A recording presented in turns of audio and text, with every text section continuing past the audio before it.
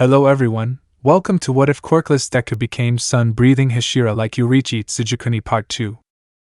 Before we start, please go support WhovianJC for writing that awesome fanfic. Meeting with the teachers and celebration. Izuku's POV. It was the same day as the USJ. Everyone who was injured was sent to Recovery Girl, or the hospital depending on the severity of their injuries. Uncle Aizawa was sent to the hospital and will be present at our meeting through video call. The meeting was held by me in an effort to convince the teachers of UA to allow me to recruit more demon slayers from the school's student body. You want us to approve, what exactly? Principal Nisa asked me. I would like you to approve me recruiting new members for the Demon Slayer Corp here at the school, I explained calmly. I would also like permission to teach on school premises using the robots. For example, it might make training go a little faster. And what would the school get out of this? Vlad King asked. Well, first and foremost, stronger students. I would also be open to potentially adding anyone to our ranks you recommend, I said. None of the support course will want to join you guys in battle, but they have wanted to get their hands on some of the metal you use to make the weapons. Power Loader commented, looking more interested in my sword than I imagine his students are. I could provide a little bit of the metal. I don't have a whole lot, and it would be tough to reopen the mine for the pure stuff, I said. He has my vote, Power Loader said excitedly. Noted. Anyway, I am all for your proposition as well, Aizawa said. And I would like to put Shinso forward for the core. Can do, uncle, I said, and he left the meeting to continue his treatment. Very well, Izuku, I will give you my vote as well, but no discrimination between classes, Vlad King said. Okay, why would I discriminate between classes? I said. Fine, I approve of your proposal, Izuku, and I offer to you the big three of UA to train and aid you, Nisa said and stamped the paperwork. Well, I guess our votes don't matter, Mike said with midnight, lunch rush, and a lot of the other teachers nodding behind him. Great, we will celebrate tomorrow night. Bring those who you would like to give a chance to our estate, and I will inform my class of this chance as well, I said, walking out of the conference room and walking to my classroom of 1A where all of my class were asked to wait. So how did it go? Izumi asked. I walked to the platform and motioned for the class to quiet down. For any of you who would like to join in on the Demon Slayer Corps, come to our estate tomorrow night for the celebration and sign up, I said simply. What would joining entail? Mina asked. You will be trained up to be as strong as my group is and would be asked to go on Slayer missions to defeat the demons and their king, I replied. I'll see you there then, Mina said with excitement. I would like to join as well, Ochaco said. You already have my answer, Izuku, Katsuki said. I will join as well, Tokoyami said. Very well, if any of you change your mind, our door will always be open, I said. Suddenly the PA system blared up.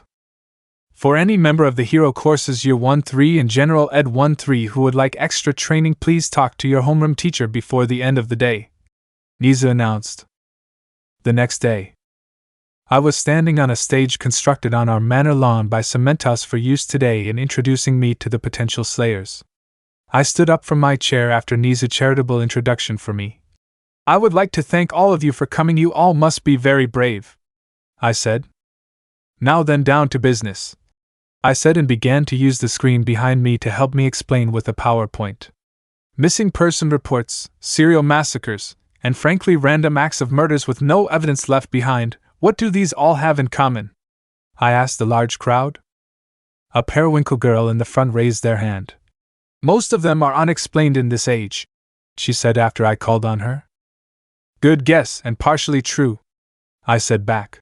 These strange occurrences all have two things in common. One, they trace back to over 1,000 years ago, and two, they are all explained by the existence of demons, I said, flicking to an of a demon form back in the day and one taken today.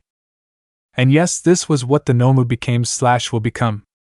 Okay, but that could easily be some guy's quirk, and that is a painting from 1,000 years ago. That isn't exactly evidence, a kid in the crowd remarked. Looking closer, I realized that it was Shindo Yo of Class 1B with a laughing blonde guy next to him. Fair enough, Shindo, but my entire class and most of UA's own staff has borne witness to the second photo of this demon, I said to him. Furthermore, the aforementioned demon looked like this before. I clicked again and showed them Noma. What the hell is that thing? Several individuals of the crowd asked, panicked. Niza, do we have the analysis back yet? I turned and asked Niza. He stood up and walked to the front next to me. Well, from what we have found, it is part demon and part bioengineered human. He started. Based on the information that was provided by Izuku here, we think the demon part was used solely for the stabilization of the body. Bioengineered, that's not possible. All of our attempts to clone human cells have only worked in very small scales, one of the smarter general ed students commented. Well, that is true, madam. We believe they could be pulling a Frankenstein, Niza informed. That would make sense. Demons can be created using dead bodies, I said. Anyway, you all do not have to join the Corps, but if you would like, please step up to the desk in front of the stage and sign up with Midnight, I said, and sat down and watched as many individuals just left. We ended up getting about 27 individuals signing up. The entirety of Class 1B, the Big Three, Shinso, Mina, Katsuki, Tokoemi, and Ochaco signed up. Today was Friday. We had 2 weeks off both to train and relax before the sports festival, so I decided we would celebrate once again, both to the survival of Class 1A at the USJ and to expanding the Corps ranks pretty significantly. I already had the torches set up, and all that was left to set up is the tents. So what exactly are we doing to celebrate? Mirio asked me as he helped set up more tents. Oh, that's right, you guys don't know much about me, do you? I asked, and he nodded.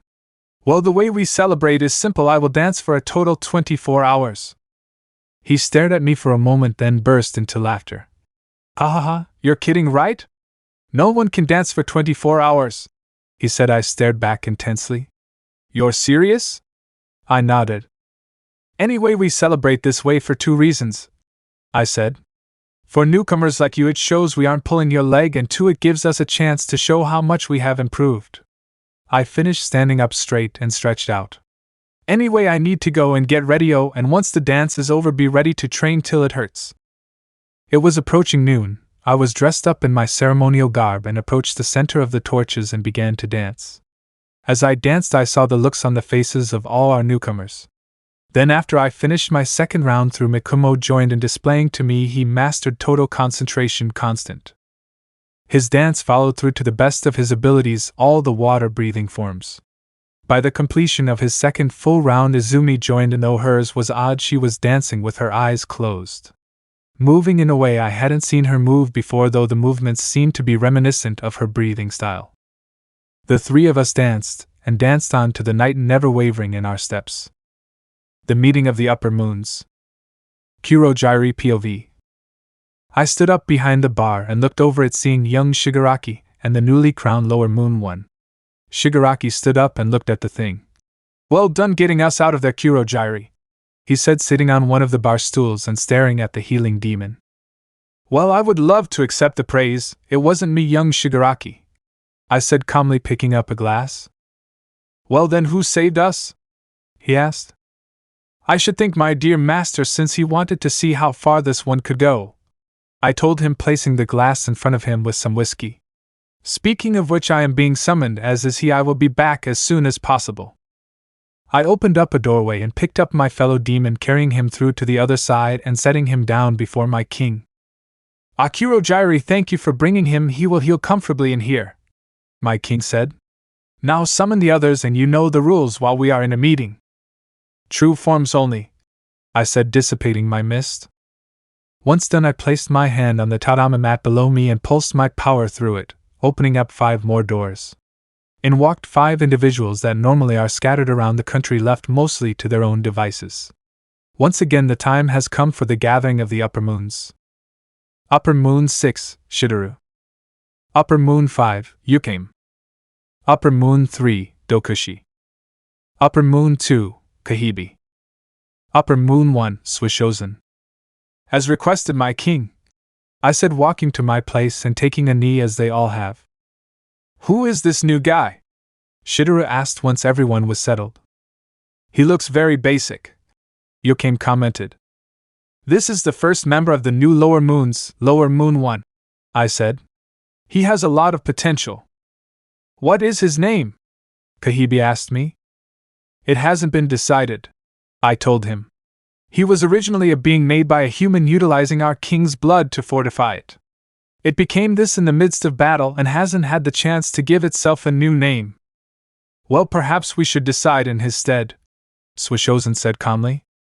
He looks like he lost his battle, and yet you bring him here alive for shame, Kogori, Dokushi said. It's Kurojiiri, I said back with an edge to my voice. Oh, I have an idea, he looks like a doll, so how about Nio for his name? Chidera said. It is like this every time, I swear. Our king spoke up.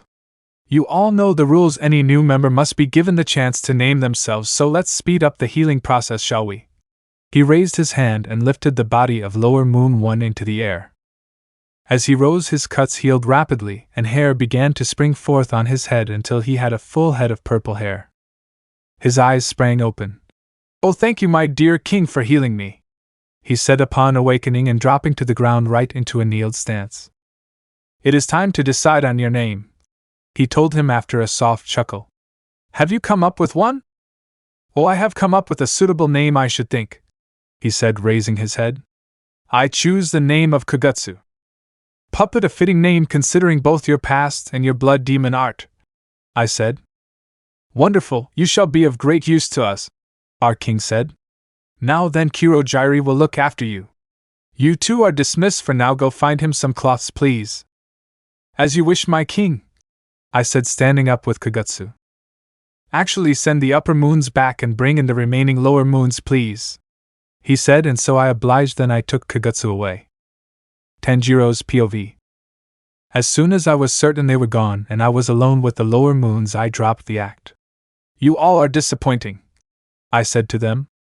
I keep you around to alert me to if the demon slayers are back, and yet I find out because one of my upper moons ran into a hero class full of them. Well, they have only been back for about 3 weeks. We were planning to take care of it, Lower Moon 2 said from his bowed position. I'm sorry, have you lot been breaking the rules and gathering up? I asked them. No, my king, I meant it more in the sense of the royal we, you know, Lower Moon 2 said. Then looked down. We were trying to strategize, that was all, I said. That is what you were thinking? Oh shit, he mumbled. Oh shit, yes, I can read your mind, you idiot, I said. And if they were only back for 3 weeks, you would be able to handle it single-handedly. No, instead, a bunch of new promising recruits were completely obliterated by these fresh demon slayers. I sent out my arm and picked him up by the neck.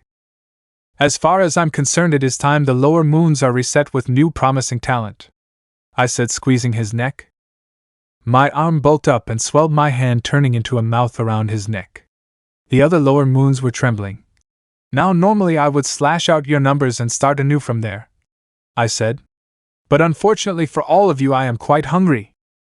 I swallowed Lower Moon 2 up and sent out new limbs, grabbing and doing the same to the remaining lower moons. Itadakimasu. I wiped my mouths and retracted them and walked down a hall to my chambers, and I went to sleep. Inside Tanjiro. Inside myself, I walked up to a large, fleshy ball attached to the floor and ceiling by 3 sets of branches. I leaned in and whispered, It is so nice to see you have finally given up on rescue Kamadu-san. Inside the prison. I sat at a table with my family, enjoying a meal and living my normal life, or that's what I'd like to say.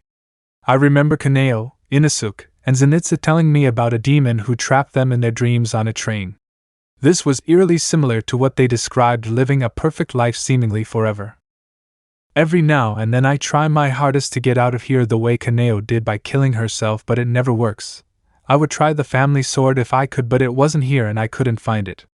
The sick bastard even brought my dad back to life. It sickens me to my core to know I have to keep trying to get out of here and back to Nezuko. The kidnapping of Izuku Yagi. 3rd POV, 10 p.m. We stand amongst the crowd viewing the dancing of Izuku and his friends. We suddenly are in the archives looking at a small burgundy box shaking. The door finally opened up, its hinges having been rusted over the years. Out came a small girl. She had long dark hair ending with long orange tips. Her eyes were pink and faded looking. She wore a pink star kimono with a brown haiori over it. Suddenly she began to grow and grow till she was just past 5 foot. She walked to a window and looked out to the top of the mountain where there is a faint glow. No bamboo. Nezuko POV. I walked out of the room and up the mountain following the glow. Once I got closer I saw a crowd, so I went into the trees trying to find a better view. I found it and saw into a clearing, a sight I hadn't seen in many years. The Hinakami Kagura dance my father and brother would dance at the New Year. I zeroed in on the boy performing it wearing the same cloths my family wore. As he spun around I got a glimpse of his face, one I recognized. Brother? I said softly. I waited till I saw everyone else walk off to tents that were set up around the dance. I think that it was nearing midnight. Once everyone was asleep apart from the 3 dancers I made my move. I rushed in and grabbed brother, continuing running down the mountain. Brother, you finally came back, it's been so long, I said, carrying him down the mountain. What? He said quietly. Suddenly I was attacked by one of the other dancers.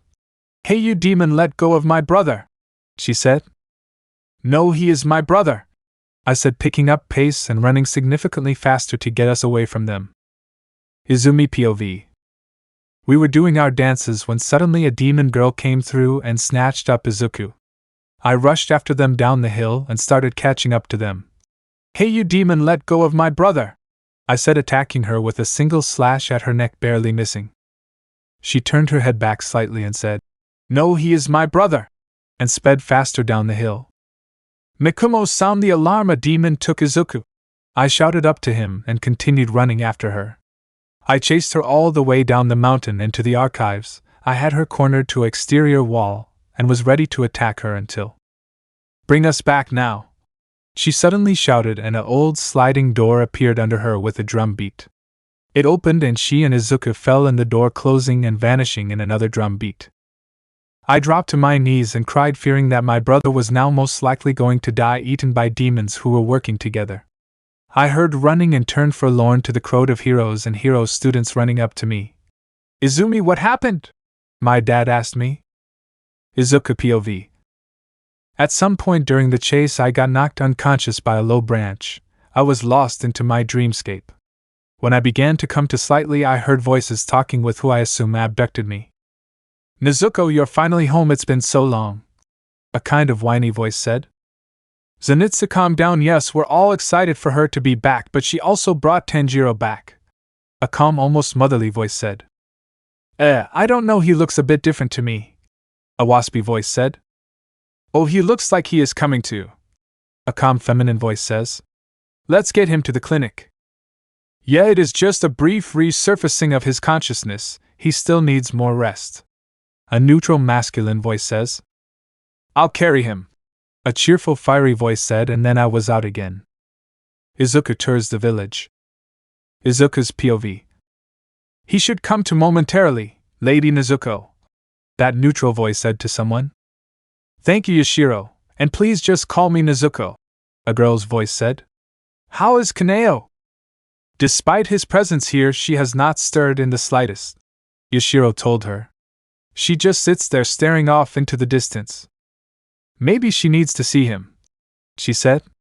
We will see when he awakens. I said, opening my eyes to see a girl with black hair and pink eyes watching me intently. Who are you? I said, my head a bit fuzzy. How can you not recognize your own sister? She said, looking a bit upset. It has been a millennia, Nezuko. Even demons can have trouble remembering that far back. A man with pale green hair and pale pink eyes said. I presume he is Yoshiro. Wait a minute, Nezuko, you're the sister of Tanjiro? I said, looking down a bit. Yes, I am your sister, she said, squeezing my hand tightly. I am not Tanjiro, I said. My name is Izuku Yagi and I want to go home. You are home, Tanjiro, she said. Why do I have to say this so many times? I am not Tanjiro, I said. In fact, my goal is to kill him. Why do you want to kill yourself? Yoshiro asked me, clearly taking notes on me. Okay, how about we talk to someone else, anyone that is more rational, please, I said. Okay, we could take him to see some of the others, he said to Nezuko. Maybe they can convince him that he is Tanjiro, she replied, standing up and pulling me rapidly to my feet. Who should we take him to first? Perhaps Kane? Yoshiro asked her calmly, to which she nodded. You two go ahead, I am feeling a bit inspired right now. No problem, Yashiro, just remember to show me later, Nezuko said, dragging me behind her and out the door into a bright world. I pulled back as fast as I could. Wait, you're a demon, aren't you? You can't stand sunlight, I said as she pulled me out. I looked up to see her staring at me while I lay on the ground. How are you in the sun? I mean, we never really figured out how, it just sort of happened one day, she said, pulling me up and then dragging me behind her. Tamayo suspected it might be our family's connection to sun breathing that allowed the evolution. Well, she rambled on about all that I took in my surroundings. I saw old-styled buildings, the kind you'd see in old paintings. I saw humans and demons living as one. Some humans wore old-school play masks while others simply wore kimonos and other old-styled clothing. What is this place? I asked. That broke her from her rant. This is what you work so hard for, a place where demons and humans could live side by side, she said. Kane took charge of keeping things in order while I waited out there for you. She looked back at me, a little sadness showing in her eyes, then it disappeared. Speaking of her, we have just arrived at her school. Kane, look who I brought. I saw a very beautiful lady with black hair with pink tips and pink eyes, her hair pulled up a bit with butterfly hairpins. Ah, Tanjiro, it has been far too long, the lady said. You're Kane, I said. The Hashira Kane, the flower Hashira Kane? Yes, and you are the Ronin demon slayer, sole practitioner of sun breathing, she said, looking me up and down. Is he okay? She asked Nezuko. He thinks he is someone else named Izuku Yagi or something like that, she responded. That would be because I am, I yelled. Well, you look like him to me, Kane said, holding her chin. Albeit a bit older, maybe? Ask me something only he would know, I said. Who did you save me from? She said. Well, he saved you from the then Upper Moon too, who was later killed by Inosuke and your adopted sister Kaneo, I said. Try something more personal. As far as I can tell, you are him, only he would have that knowledge living out there, she said. I began to rub my temples, then I remembered. Take me to that guy with the waspy voice I heard before I passed out, I said. Waspy voice? Kane said. I think he means Jotaro, Izuku said. That can't be right, the record said he was killed by the Ronin, I said. Alongside his sister. No, they are both very much alive and living here in peace, Kane said. Yeah, I'll even take you to him, Izuku said, pulling me along by my arm. You don't need to pull me along, I can just walk behind you, I said in futility as she dragged me along. As I was pulled along, there was suddenly a loud boom, and then a column of blue flames rose in the direction of where we were headed. What was that? Looked like it was Rengoku and Akaza training, she said. And if I know them, they have Jutreo as the referee. But they're supposed to be dead, I shouted. Akaza killed Rengoku after the events of the Mugen Train. The Ronin arrived late and killed Akaza in recompense to the Corps. Why do you talk of events you were there for like that? She asked as we arrived at the battlefield. Hey guys, I brought Tanjiro over, she shouted out to them, which halted the battle immediately. Oh Tanjiro, it has been such a long time, you owe me many sparring matches, a man with fiery blue hair and a matching personality said. You owe me many sparring matches as well, an excited demon with marking the resembled criminal tattoos said. I still don't think that this is Tanjiro, a purple-haired demon with a very waspy voice said, walking up behind them. Thank God, someone with reason indeed. I am not Tanjiro Kamadu, I said in excitement. My name is Izuku Yagi. I am the leader and trainer of the new Demon Slayer Corps. The Corps was disbanded because it was no longer needed, Rengoku said calmly. Indeed, demons like me and Jutaro here are proof that Muzan Kibutsuji is dead, Akaza said, patting Jutaro on the back. Tanjiro, they speak the truth, Izuku said, walking in front of me. They both nearly died when Muzan left this realm. It took my blood to stabilize them, and that's when they took on these new forms. Okay, and who was credited with killing him? I asked the four of them. You were Tanjiro, Izuku answered. He has told us he is not Tanjiro, Nezuko, Jutaro interjected. The least we can do is use the name he calls himself, even if only I believe him. Fine, Tanjiro killed him, Izuku. She corrected herself. And nobody found Tanjiro after the fight? I asked. Whether he was dead or alive? No, that is why she was so happy to have finally found you, Rengoku said. Especially after Inosuke never returned. Okay, so suppose with me that Musen's last action was to turn Tanjiro's dead body into a demon, I said. Maybe he wasn't even dead but was given everything Musen had left. I don't think anybody exists that could survive that, Izuku, Jotaro said. Yeah, even a demon would have trouble doing that, Akaza said. It would have to be a top 3 member of the Upper Moons, and even then it would be iffy. Yeah, but we are talking about Tanjiro, a descendant of the most perfect human to ever exist, I said. A descendant of Yoriichi who managed to do what only his forefather was said capable of doing, killing Musen Kibutsuji. It could be possible, Jotaro said. I remember Kokushibo telling us all a story one time. Oh yeah, I think I remember it too, Yoriichi's final battle, Akaza chimed in. Yeah, Yoriichi, the first Ronin demon slayer, and the only person to surmount the price of the mark while remaining human. Kokushibo was the last demon he tried to slay. They met on the night of a blood moon. Yoriichi was an 80-year-old man, but there were no flaws in his stance, and with a single muscle movement he had already delivered a strike that almost killed Kokushibo. At that point he knew Yoriichi's next attack would kill him, but it never came. Yoriichi died on his feet and his body was destroyed by Kokushibo. Anyone like that could potentially survive, I suppose, but it would be close and excruciating, Jotaro said. Enough to drive someone mad, I should think. But that would make Tanjiro a new demon king and one strong enough to withstand the sun, Rengoku said with a worried look. Oh, and there's something else to prove I am not him. Do I smell like a demon to you guys? I said. No, you don't, Nezuko said, looking down at the ground. You can't be Tanjiro then. Even if what you have said wasn't true, he would be long dead at this point. She shed tears after that. I do have a proposition for all of you, but it will take me some time to prepare, and Nezuko looks like she needs some time to process, I said. So we'll meet tomorrow at the clinic. Bring any former demon slayer, please. I think we can do that, Jotaro said. Yeah, we'll get the word out, Akaza said. And we'll invite some demons that might want to help as well, Rengoku said. The meeting of the pillars.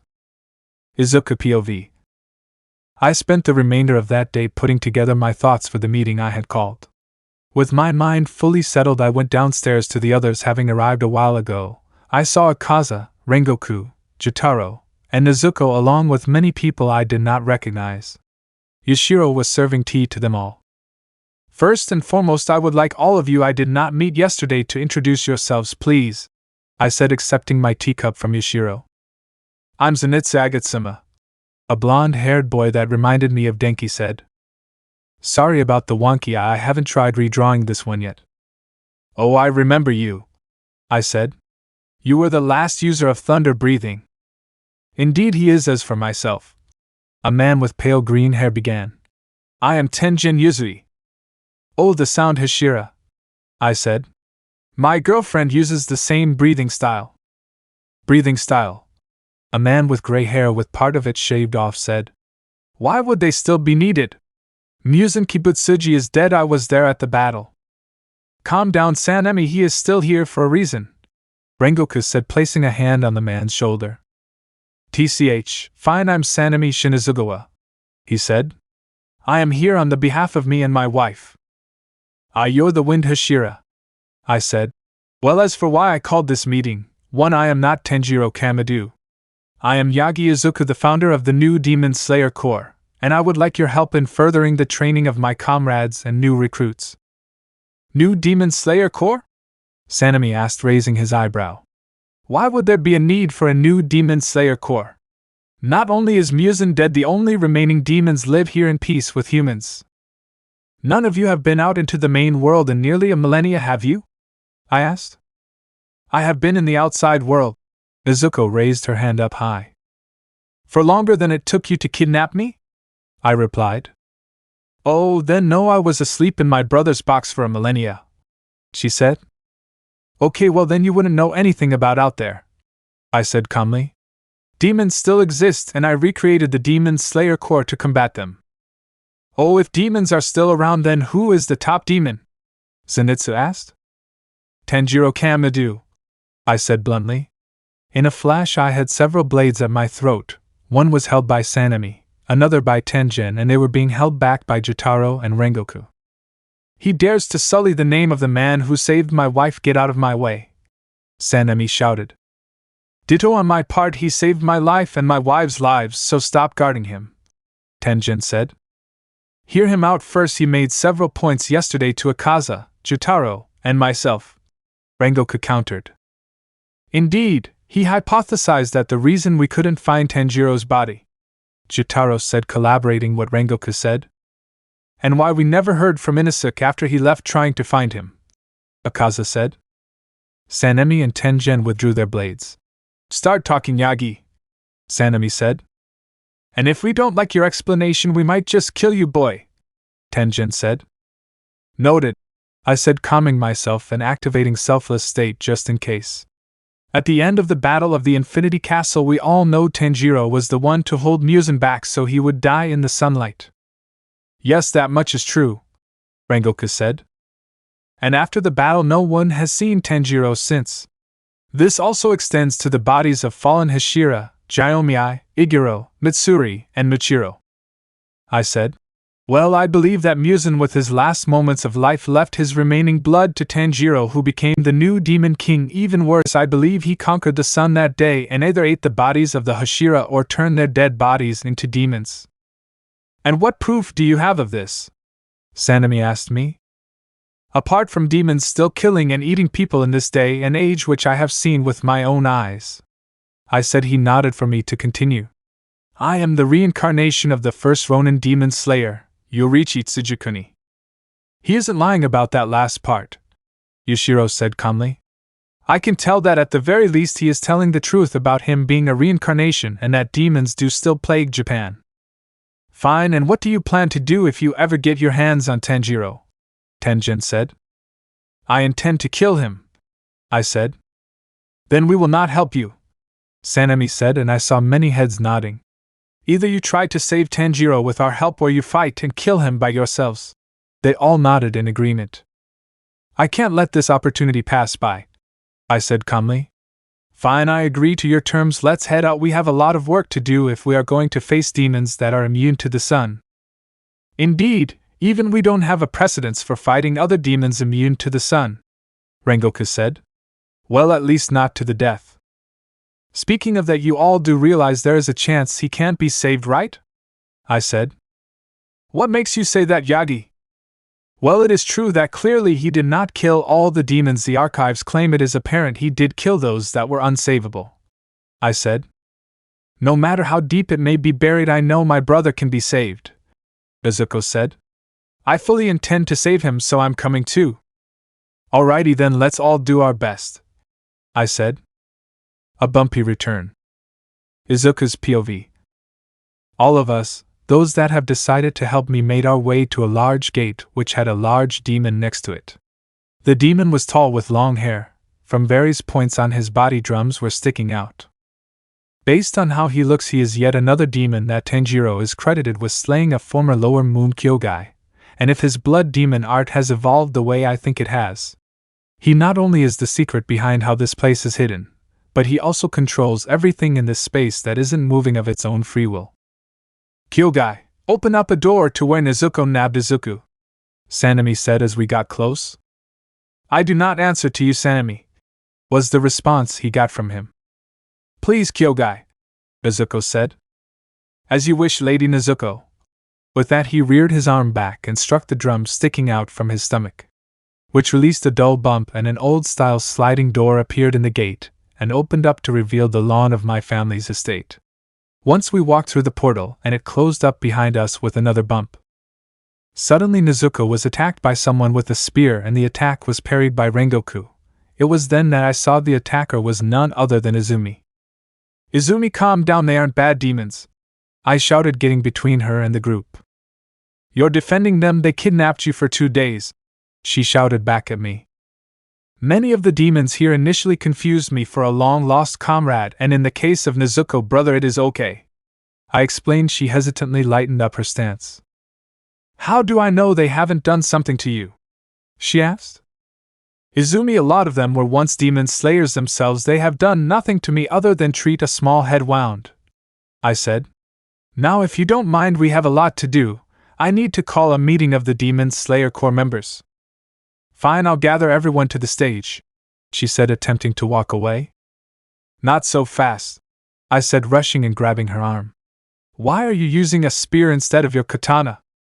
When I asked Michikatsu about learning the other forms, he said I had two options. She explained. I could either become a demon, or create my own version of moon breathing. I asked Power Loader to reuse my sword's metal to make the head of this spear. I'm still figuring out my own technique though. Time skip. After around 2 hours or so, the whole of the new Demon Slayer Corps was before me, waiting to hear my announcement. My bad to all of you, I said. I initially thought that being trained by my friends would be enough, and I know it has only been 2 days since you have joined the Corps, but we need you battle ready as soon as possible. With that in mind, I have gained the aid of some former Hashira and some former Upper Moons, from back in the time of the first Demon King, who as of this moment are the trainers of the new Demon Slayer Corps. Would you all like to introduce yourselves? I am the former Upper Moon 3 Akaza at your service, Akaza announced. Okay. I am the former Upper Moon 6, or well, half of it, Jutaro. Jutaro introduced himself. I am the last user of thunder breathing, Zenitsu, Zenitsu said sheepishly.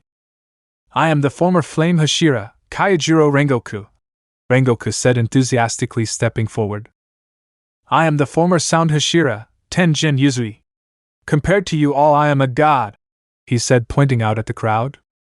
I am the former wind Hashira, Sanemi Shinizugawa, he said bluntly. And I am the sister of the Ronin Demon Slayers, Nezuko Kamadu, Nezuko said happily.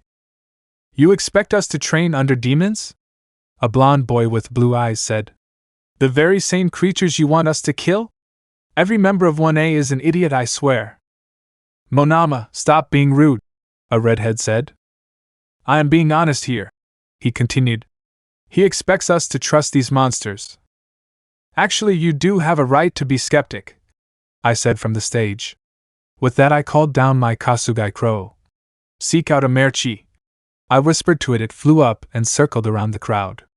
Sanemi, please explain to the crowd what a merchi is. Gladly, he responded, hanging one arm off his katana. A merchi is a very rare blood type. Said blood is insanely appealing to demons, even to the high-rank ones.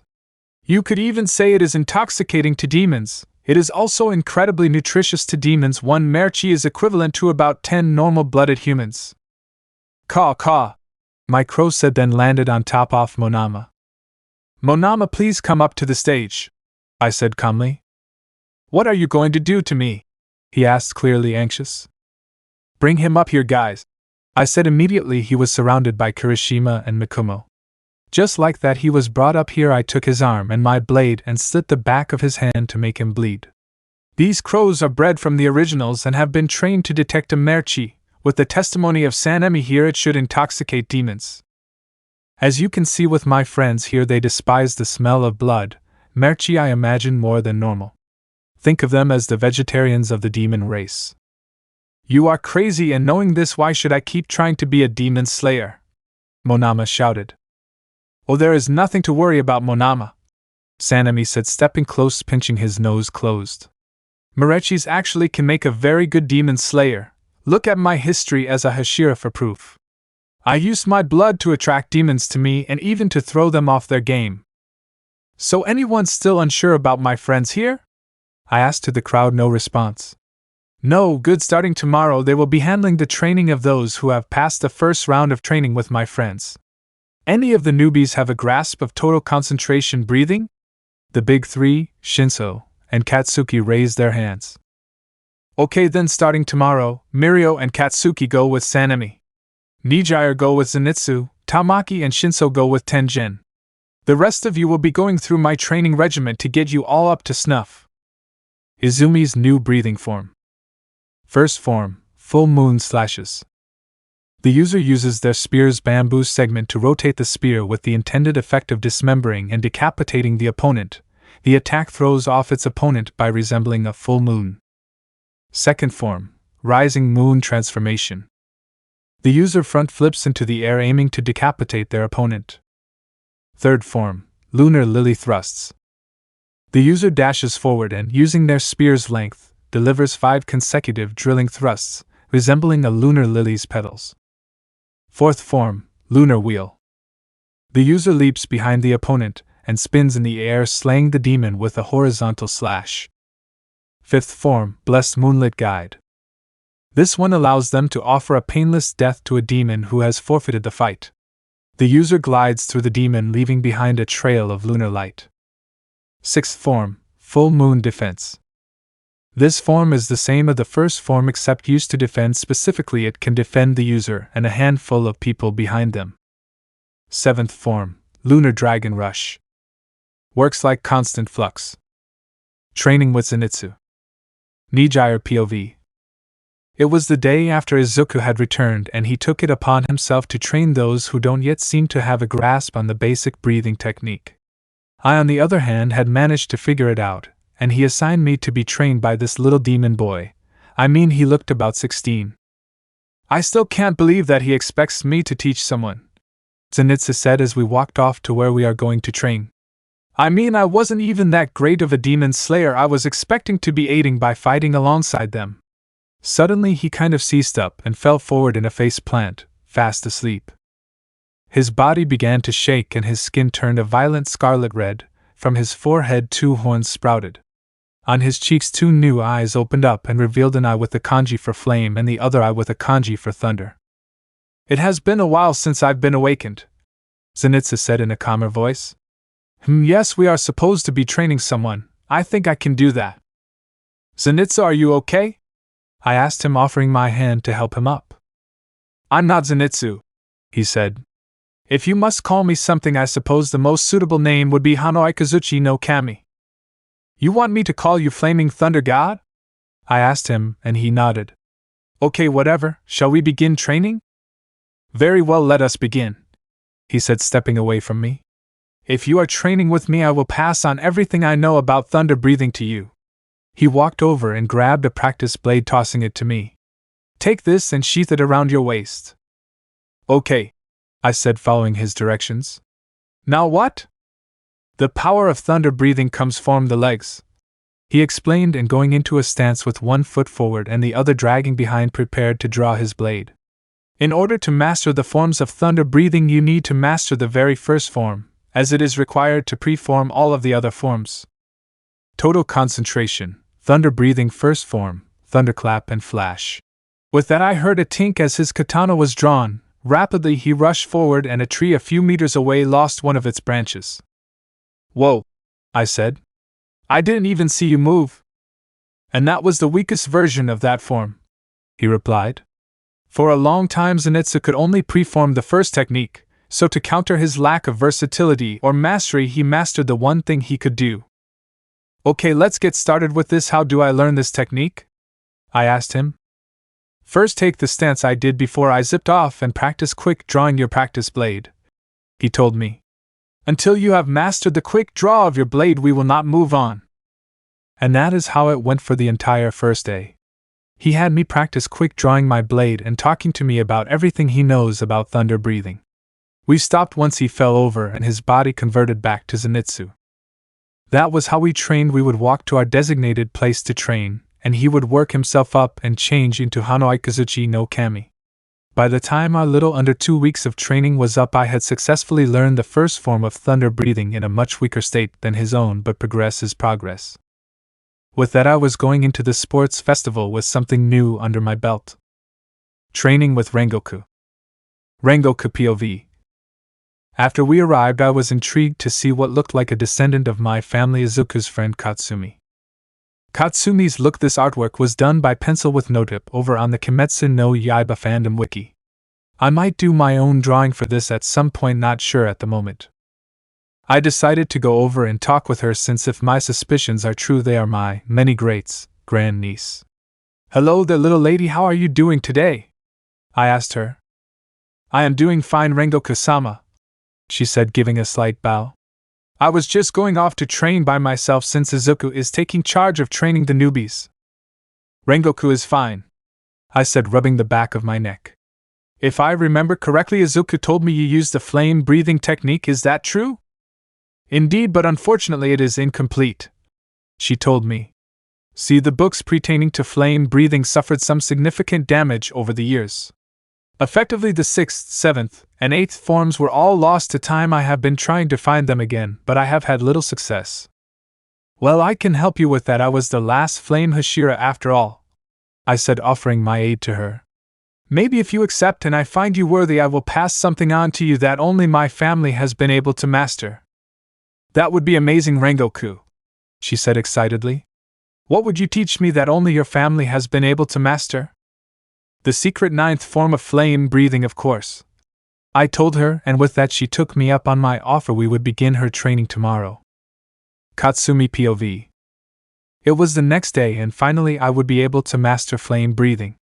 I couldn't wait. I woke my brother up and we both rushed out the door, leaving a note for our parents to let them know we already left. We got to the estate and split up, going to our separate training areas to meet our teachers. I got to the area and Rengoku jumped from down a tree. You got here early, Katsumi, that's a good thing, he said. Now then, let's begin. Right, I responded. With that he began to show me the 6th form. He had a training dummy set up. Total concentration, flame breathing, 6th form, final ember. He called out the name of the attack and swiftly he drew his sword and with great strength slashed from the right into the dummy. Then he lowered his blade slightly and with insane speed to rival Izuku's he swung back around to the left, completing the feint attack and decapitating the dummy. Finally he swung his blade down and sheathed it and whipped off the handle. That was amazing, I said, excited. I remember when my former Tsuguko would behave similarly, Rengoku said, looking at me fondly. Okay, now follow along with my steps. 1, he called, and we drew the blade. 2, slashed from the right to the target. 3, lowered the blade. 4, swung back around the left to decapitate the target. We practiced the 6th form for a while, then he decided it was time to move on for the day to the next form. Flame breathing, 7th form, blinding cinders. He called out and performed many rapid sword slashes, and then he delivered a powerful strike to the target. We then practiced that for a few hours till he decided it was time to move on to the final form. Flame breathing, 8th form, firestorm. He ran around the dummy with his sword drawn and began to twist his body violently around, I imagined, to avoid attacks, and periodically he rushed in and delivered an attack on the dummy. Then he would return to evading the attacks and would continue taking the random strikes till he decided the demon was finished. With that we practiced this last attack until the end of the day. That is how it went, continuing the training then next day and keeping at it till I had a grip on the new forms, which took till about 3 days before the sports festival, leaving me a decent amount of time left to practice them more on my own. Okay, Katsumi, it is time I tell you the truth, Rengoku said to me as we walked over to our usual training area. The truth about what? I asked him. I believe that your family descends from my own back when I was still human, he told me. That is the real reason I have decided to teach you the secret 9th form of flame breathing. It is a technique passed down in my family, and I would like the tradition to continue in some regard. What the buck? Was all I could muster as a response. What even makes you think we are related? Well, it tracks based on my baby brother remaining human out here, he said. Then there is your hair and eyes. My family's genes are very strong. Even if you aren't related, I trust you with this technique. Well, if that is how you see it, I said, then I feel the same. Thank you, uncle, I guess. I hugged him tightly. Indeed, dear Katsumi, now let's begin. With luck you can learn it by the festival, he said, pulling out of the hug. The sports festival, obstacle race. 3rd POV. Hello ladies and gentlemen, and thank you all for tuning into the UA Sports Festival this year. Present Mike announced from the commentator's booth. Do you have so loud? They gave us mics for a reason, Aizawa said, annoyed by how loud Mike was being. Normally the 3rd years hold all the attention, since it is one of their last chance to be noticed before graduation, Mike announced. But this year everyone's eyes are on our brave first years, all thanks to the USJ incident not 3 weeks ago. Everyone wants to see the class that survived a villain attack our dear 1A. Indeed they do, Aizawa chipped in. I dare say that they're perhaps even more interested in the members of the class who are reported on being quirkless and stand at the tip-top of the class. Yes, the kids trained by the young hero of the USJ incident Izuku Yagi, who himself is in fact quirkless, Mike said. Everyone swore that quirkless people could never enter the world of heroes, and these kids are out to prove them wrong. There are 4 in total. They won't be hard to miss. They have unique uniforms by their own request. The 4 who are quirkless are Izuku and Izumi Yagi, as well as Katsumi Bakugo, sister of the young man to take second on the entrance exam, Katsuki Bakugo. Finally there is Mikumo Yagi, adopted son of the Yagi family, and the quirkless child of the disgraced hero Power Fist. I am getting word now from Niza that the procession of classes has begun, Aizawa said. Care to announce the classes, Mike? With pleasure, Mike said. Up first we have our class with Hearts of Steel who survived a villain attack, hero course, class 1A. He announced to much applause as the class walked out with several of its students wearing a modified sports uniform to be closer and look to a Demon Slayer uniform.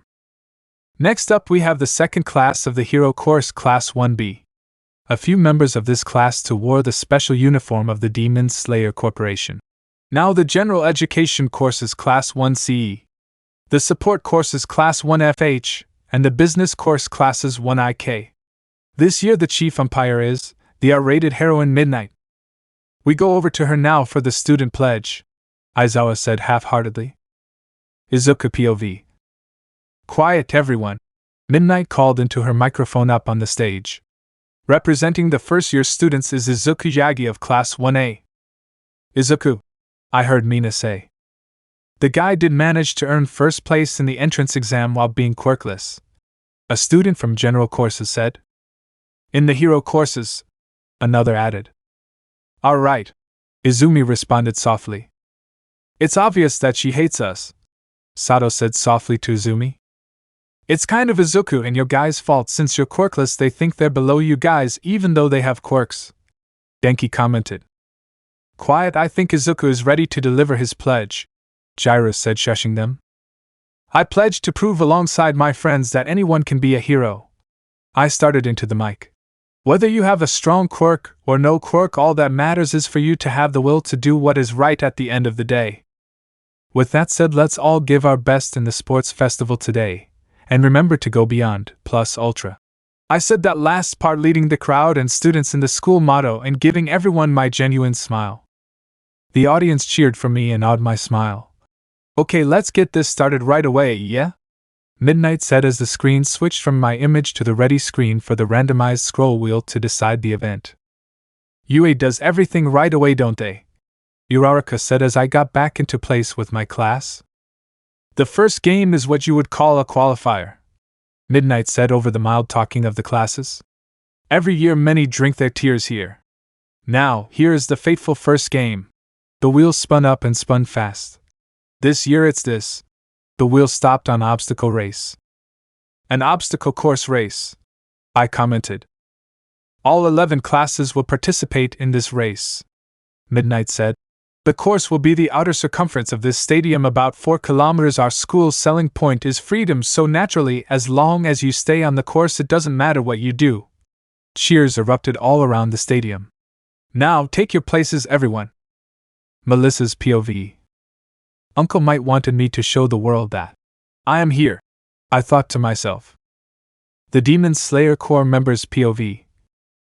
Izuku forbid us from using our quirk in the first event. We need to show we've improved in total concentration breathing, they all thought simultaneously. Izuku's POV. Let's get this over with, I thought as I watched the lights count down one after the other. When they all wear off. Total concentration constant. I took off through the crowd of students reacting faster than them. My friends followed shortly after me. Okay, here's the play-by-play. Mike called out over the speakers. Are you ready to do the commentary, mummy man? You're the one who forced me to come, Aizawa told him.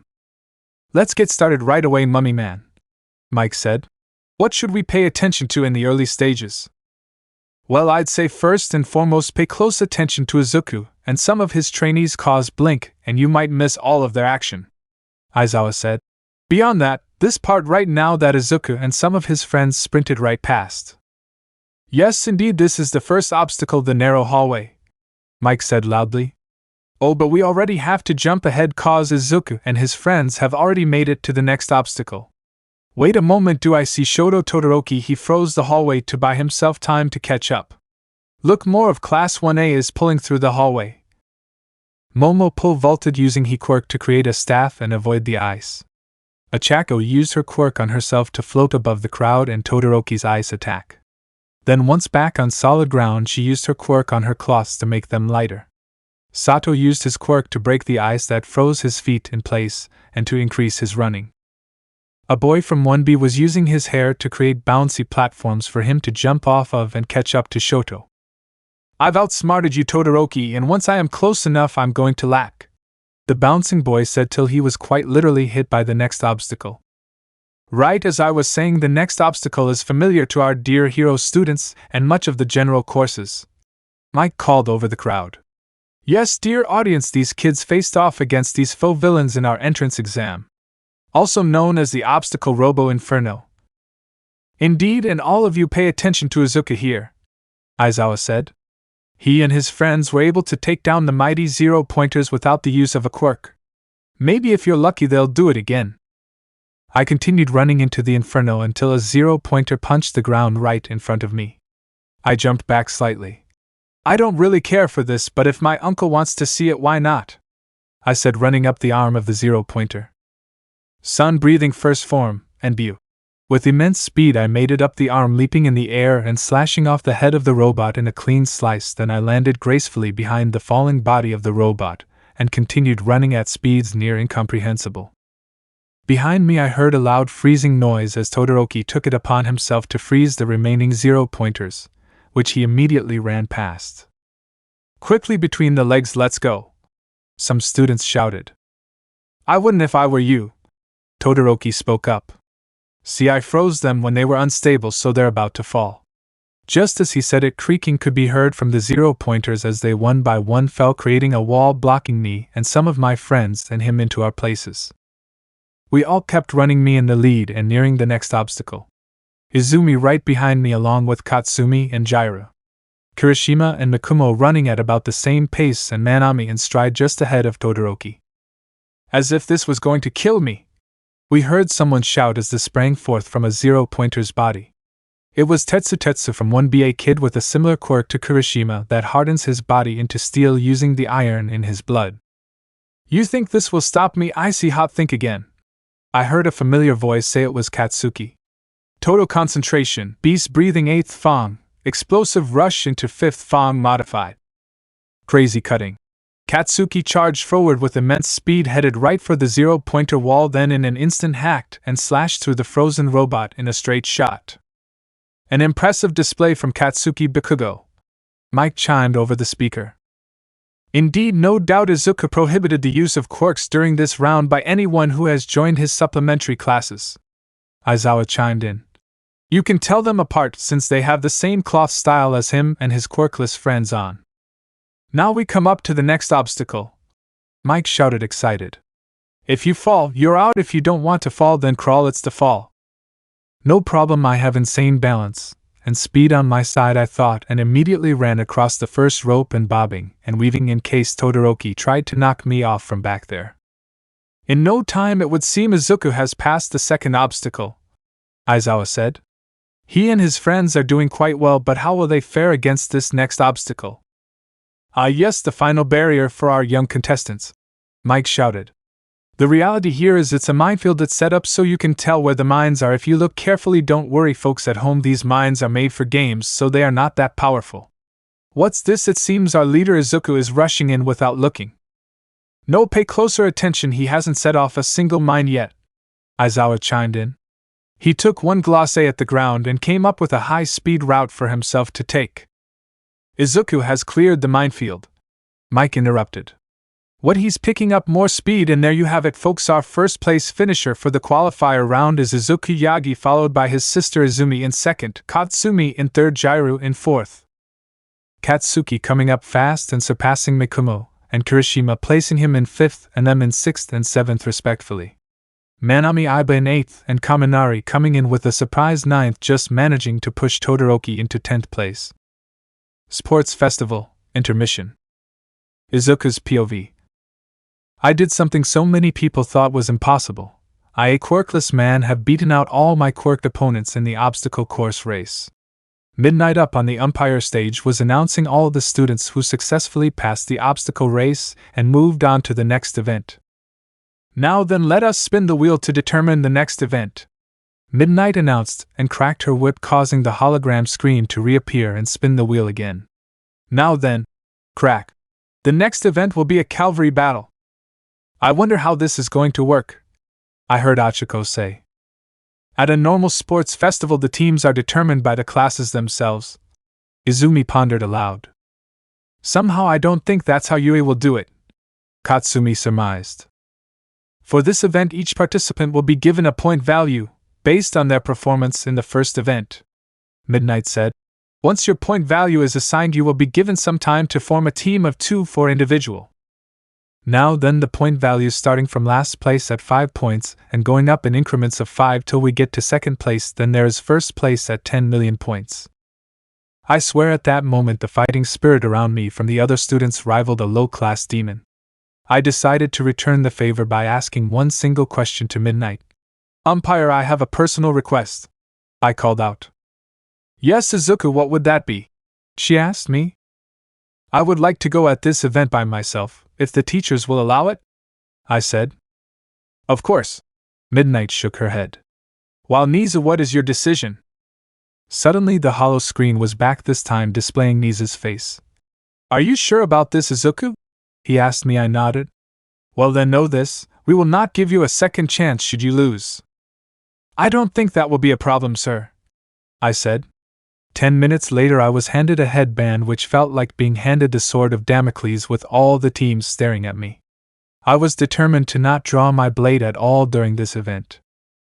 The Calvary Battle will be a 15-minute long event, Midnight announced, a timer appearing behind her. Now let this battle begin. And she cracked her whip. Almost immediately I was under attack by an ice spike aimed at my head. I utilized fake rainbow and dodged the attack, proceeding to run around, periodically changing my direction using the same technique.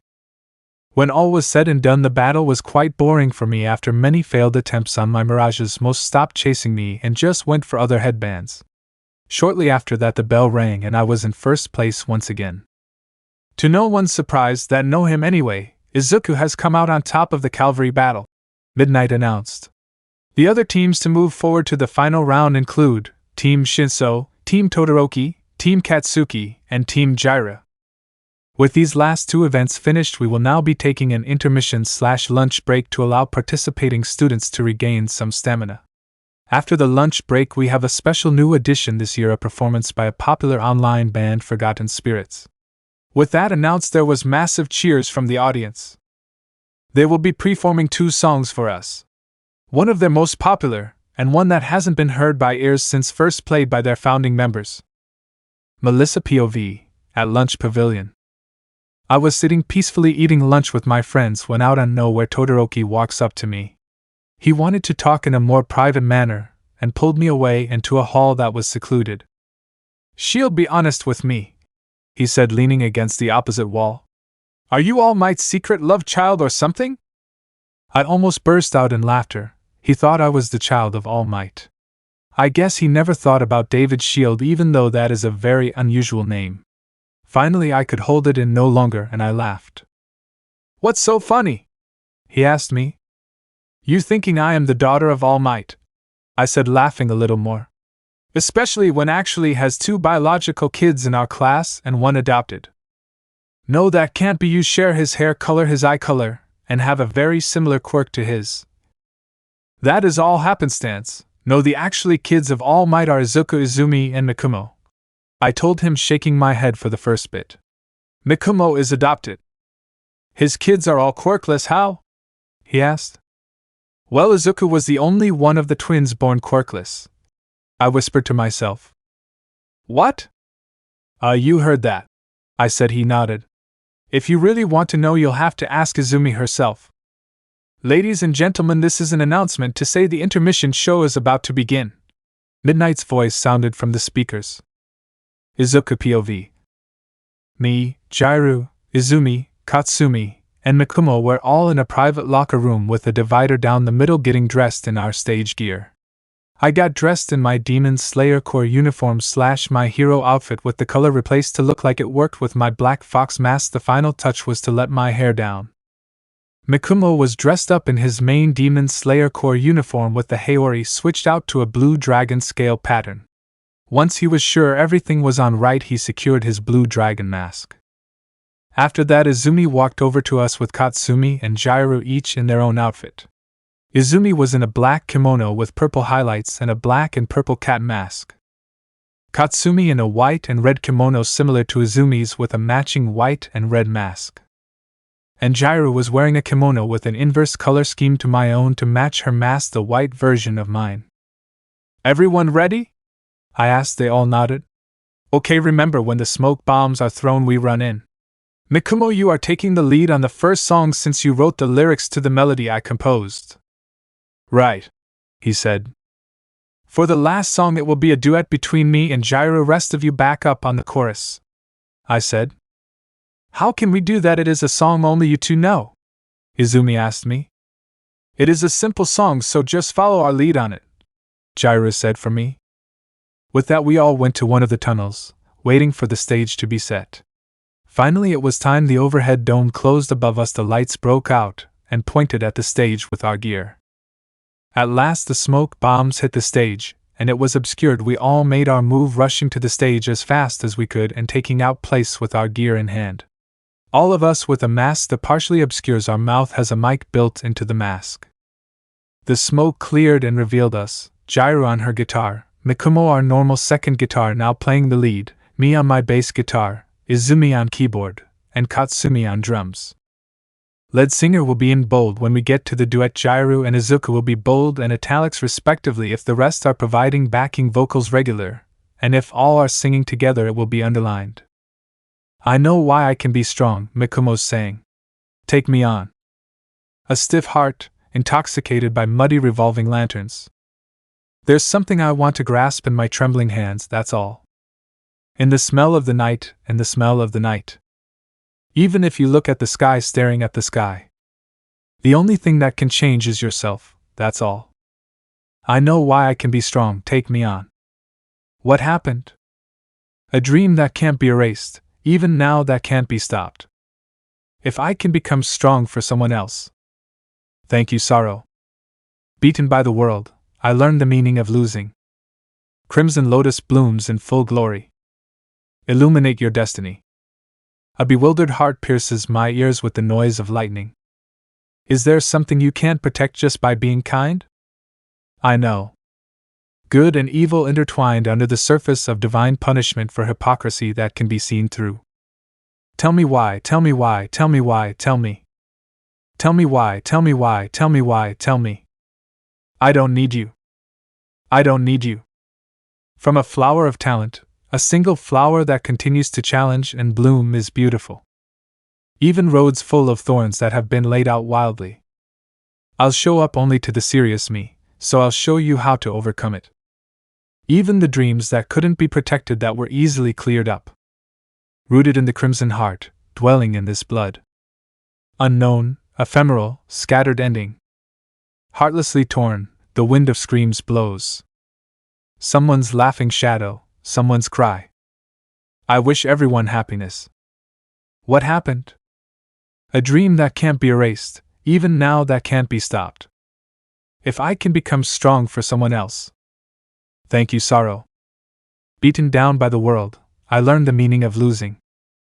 Crimson lotus blooms in full glory. Illuminate your destiny. Illuminate your destiny. The audience cheered all the way through the song. That was one of our newer songs. Jairu remembered how I played that melody back when I found my guitar and wanted to make a song using it. So I played the melody for everyone and we all worked on our own song for it. Mikumo's won by a long shot. While the applause were happening, we rearranged on the stage with Jairu and I next to each other, and Mikumo's situated where Jairu was. With us in proper position, we launched into the last song. What am I to be? What is my calling? I gave up giving up, I'm ready to go. The future's left unseen, it all depends on me. Put it on the line to follow my dream, yeah? Tried all my life, I've tried to find something that make want to hold on and never let go. Oh. Hero 2, we are heroes too. My heart is set, and I won't back down. Hero 2, strength doesn't make a hero. True heroes stand up for what they believe. So wait and see.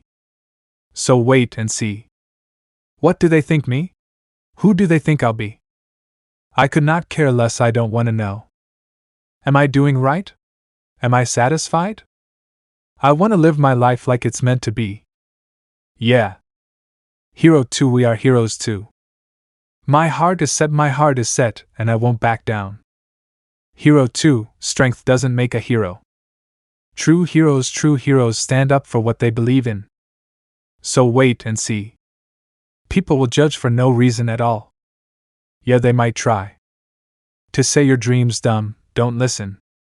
They may look down on me and count me out. I'm going my own way. They may look down on me and count me out. I'm a hero and I've got music. Hero 2, we are heroes too. Our hearts are set and we won't back down. Hero 2, strength doesn't make a hero. True heroes stand up for what they believe. Yeah, we'll be. Hero 2, we are heroes too. My heart is set, and we won't back down. Hero 2, strength doesn't make a hero. True heroes stand up for what they believe in. So wait and see. I have met so many heroes in my life. Gave me the strength and courage to survive. Gave us the power to smile every day. Now it's our turn to be the ones to make you smile. The audience gave us resounding cheers all around, and many of the students who were forced out of the festival were standing giving us a standing ovation. All around, I think it is safe to say the first ever UA Sports Festival intermission show was a resounding success. Sports Festival, 1v1 8th Finals. Izuku POV. The audience cheered as we left the stage to go and get ready for the 1v1 tournament. We left and made our way back to the locker room and began changing back to our gym wear. Okay folks, we are going to take a moment to clear the stage and assemble the arena for the next part. President Mike called out to the audience. This is the last chance to go and take care of anything before the 8th finals. My first match was up first, so once I was changed I made my way immediately to the tunnel I was designated to. Izumi, Katsumi and Jairu all went to their respective waiting rooms where they can view the current match and prepare for their own match. Thanks for waiting everyone, Midnight announced. And a special thanks to Cementos for building the arena and assisting me as a second referee. It will be my pleasure, Cementos said from on top of a mound of cement to view the ring. Now without further ado, it is time to call out the participants of the first matchup, Midnight said. Our first fighter is Izuku Yagi, the leader of the sports festival thus far. After she said my name, I began walking to the arena. His opponent is Hitoshi Shinso, of Class 1C. Shinso began walking up to the arena. Now the rules are quite simple. Knock your opponent out, you win. Get them out of the arena, you win, or if you incapacitate your opponent, you win. Now, do either of you have anything to say before we begin? Yes, I said. She nodded, telling me to continue. Shinso, this is your chance to prove to me you are ready. In other words, show me what you've learned. I will, Shinso said aloud. Like all of those who have joined the Demon Slayers, Shinso put in a request to have his practice blades for the sports festival. In his case, his practice blades were of similar design to Jairu's, the only difference being they were lighter and a longer chain, so I had to keep an eye on his reach. He also had a small satchel of smoke bombs designed to emulate the ones used by my love, Jairu. Okay, each of you take 5 steps from the center, Midnight directed, and we obliged. Now that we are all ready, let's begin. A horn sounded and the battle was on. I waited for him to make the first move. This was a test after all. Total concentration, sound breathing, first form modified, echoing roar. He shouted, twirling his blades around as fast as he could. Briefly I saw him reach for the satchel, pulling out some bombs, and then throwing them, catching them in his twirling blades. Then he spun his body around and, using the chain's length, flung the bombs at me where they exploded midair to cloud my vision. Fourth form, constant resounding slashes. I heard as I was suddenly hit by a bomb dead in my side, then a sword to my shoulder. Finally I drew my blade and blocked the remaining onslaught. More! I said loudly. Show me more! I will, he shouted, throwing out more bombs by the sound on the air and the clink on the ground. Third form modified, distant beating drum. He shouted, and the swords targeted the bombs I couldn't see.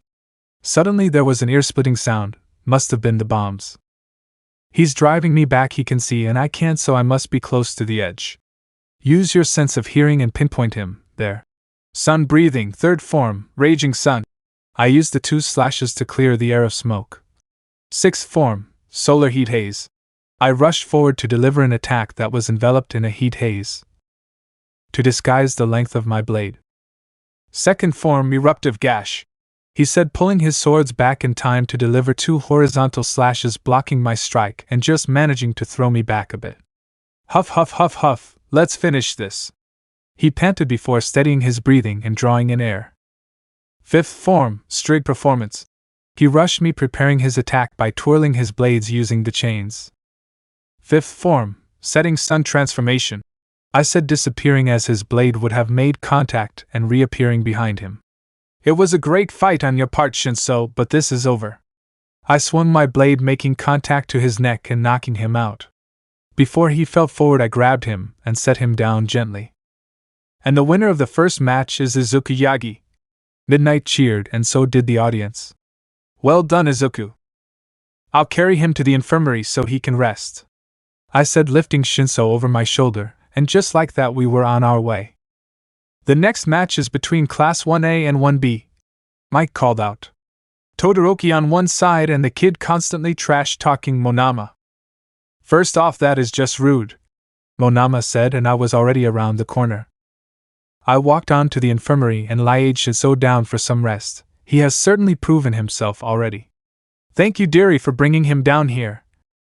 No problem, Granny Chio, I said, then looked up to her feed of the matches and saw a glacier. Jesus, he didn't hold back at all, did he? As I said that, I saw the glacier slowly being melted by Todoroki to free Monama. Well, I am going to head to my waiting room to view the remaining matches. See ya. I walked back slowly to my waiting room, passing Kaminari on my way there.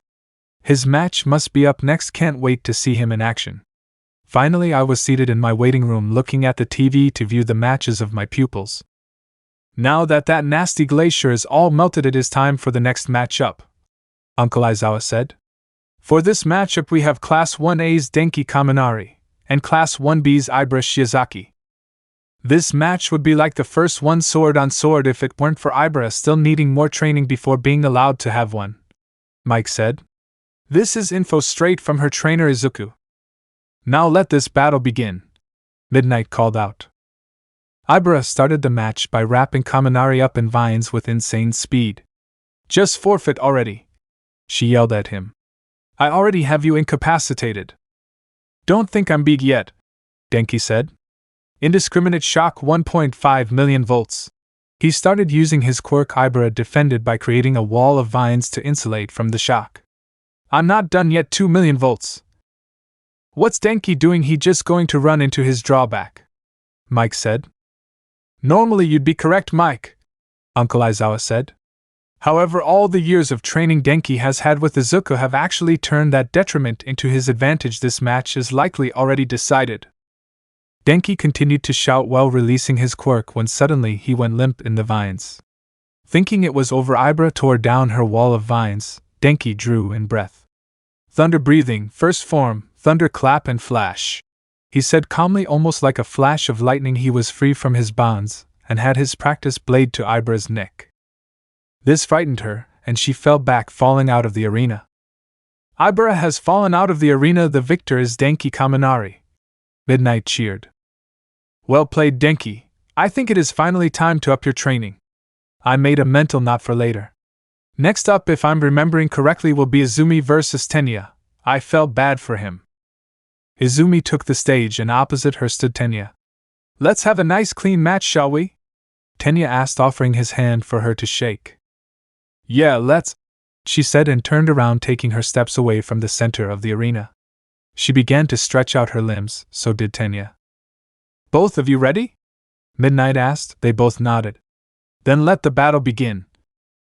With insane speed that far outclassed Tenya, Izumi crossed the arena.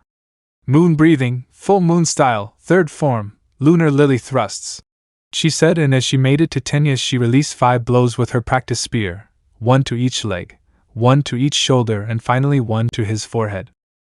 The power of the blows forced poor Tenya out of the arena and down its stairs. "The winner is Izumi," Midnight shouted. "A little harsh, sister, you could have gone a little softer on him," I said to myself. "Regardless, well done. Next should be Mina versus, oh, what was his name again, Aoyama. Yes, I think I am remembering now. I had her set for the insect course, but I need to get in contact with Kane to help with her training. I am excited to see what she can do with the training I have given her." Mina POV.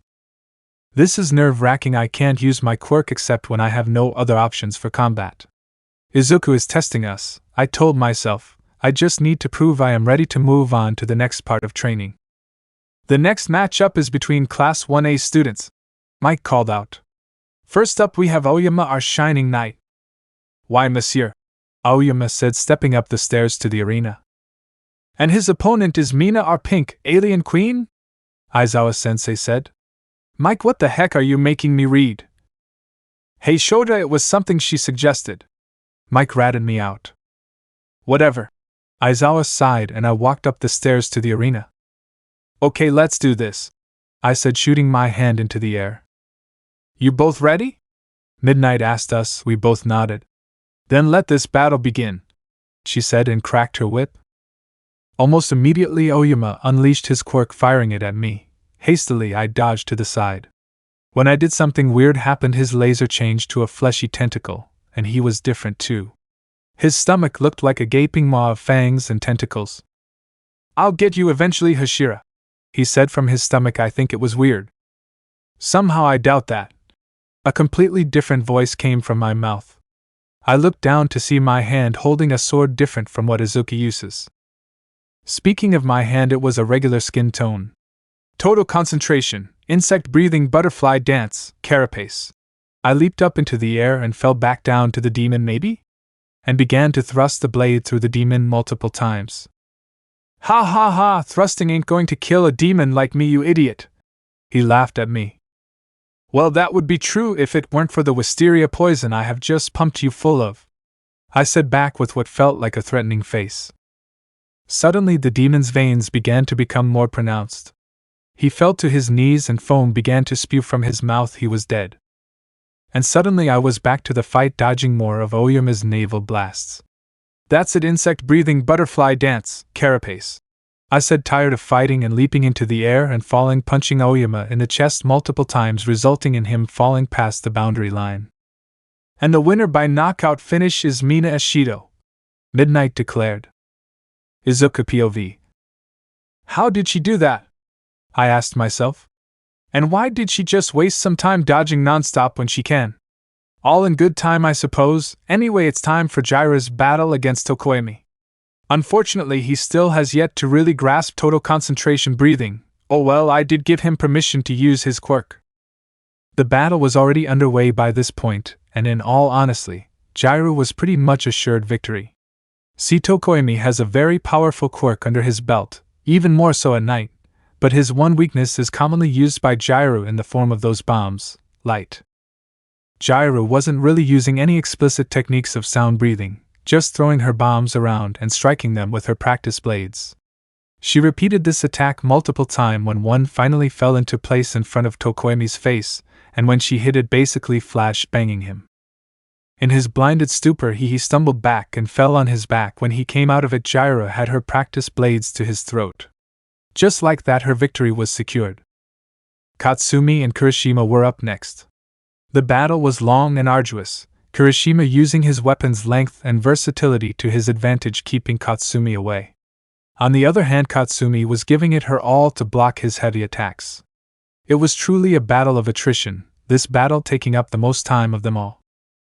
Finally, when Kirishima was out of breath, Katsumi struck, unleashing her penultimate attack, the lost technique of her ancestors, esoteric art, Rengoku. With tremendous speed she shot toward Kirishima, him attempting to raise a counter-attack only for her to cut through the chain of his practice weapon and deliver a resounding strike to his neck, knocking him out thanks to him activating his quirk in the last second, resulting in Katsumi's victory. This next fight should be interesting. Melissa up against Katsumi. Katsuki POV. I was up against All Might's prodigy. It's already odd enough that her quirk developed so late in life, let alone her have the same quirk as him despite not having any biological connection.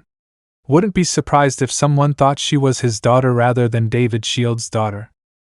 Anyway, I have to show her up with that strong quirk, without the use of mine. I stared down at the 2 wooden blades Izuku made me.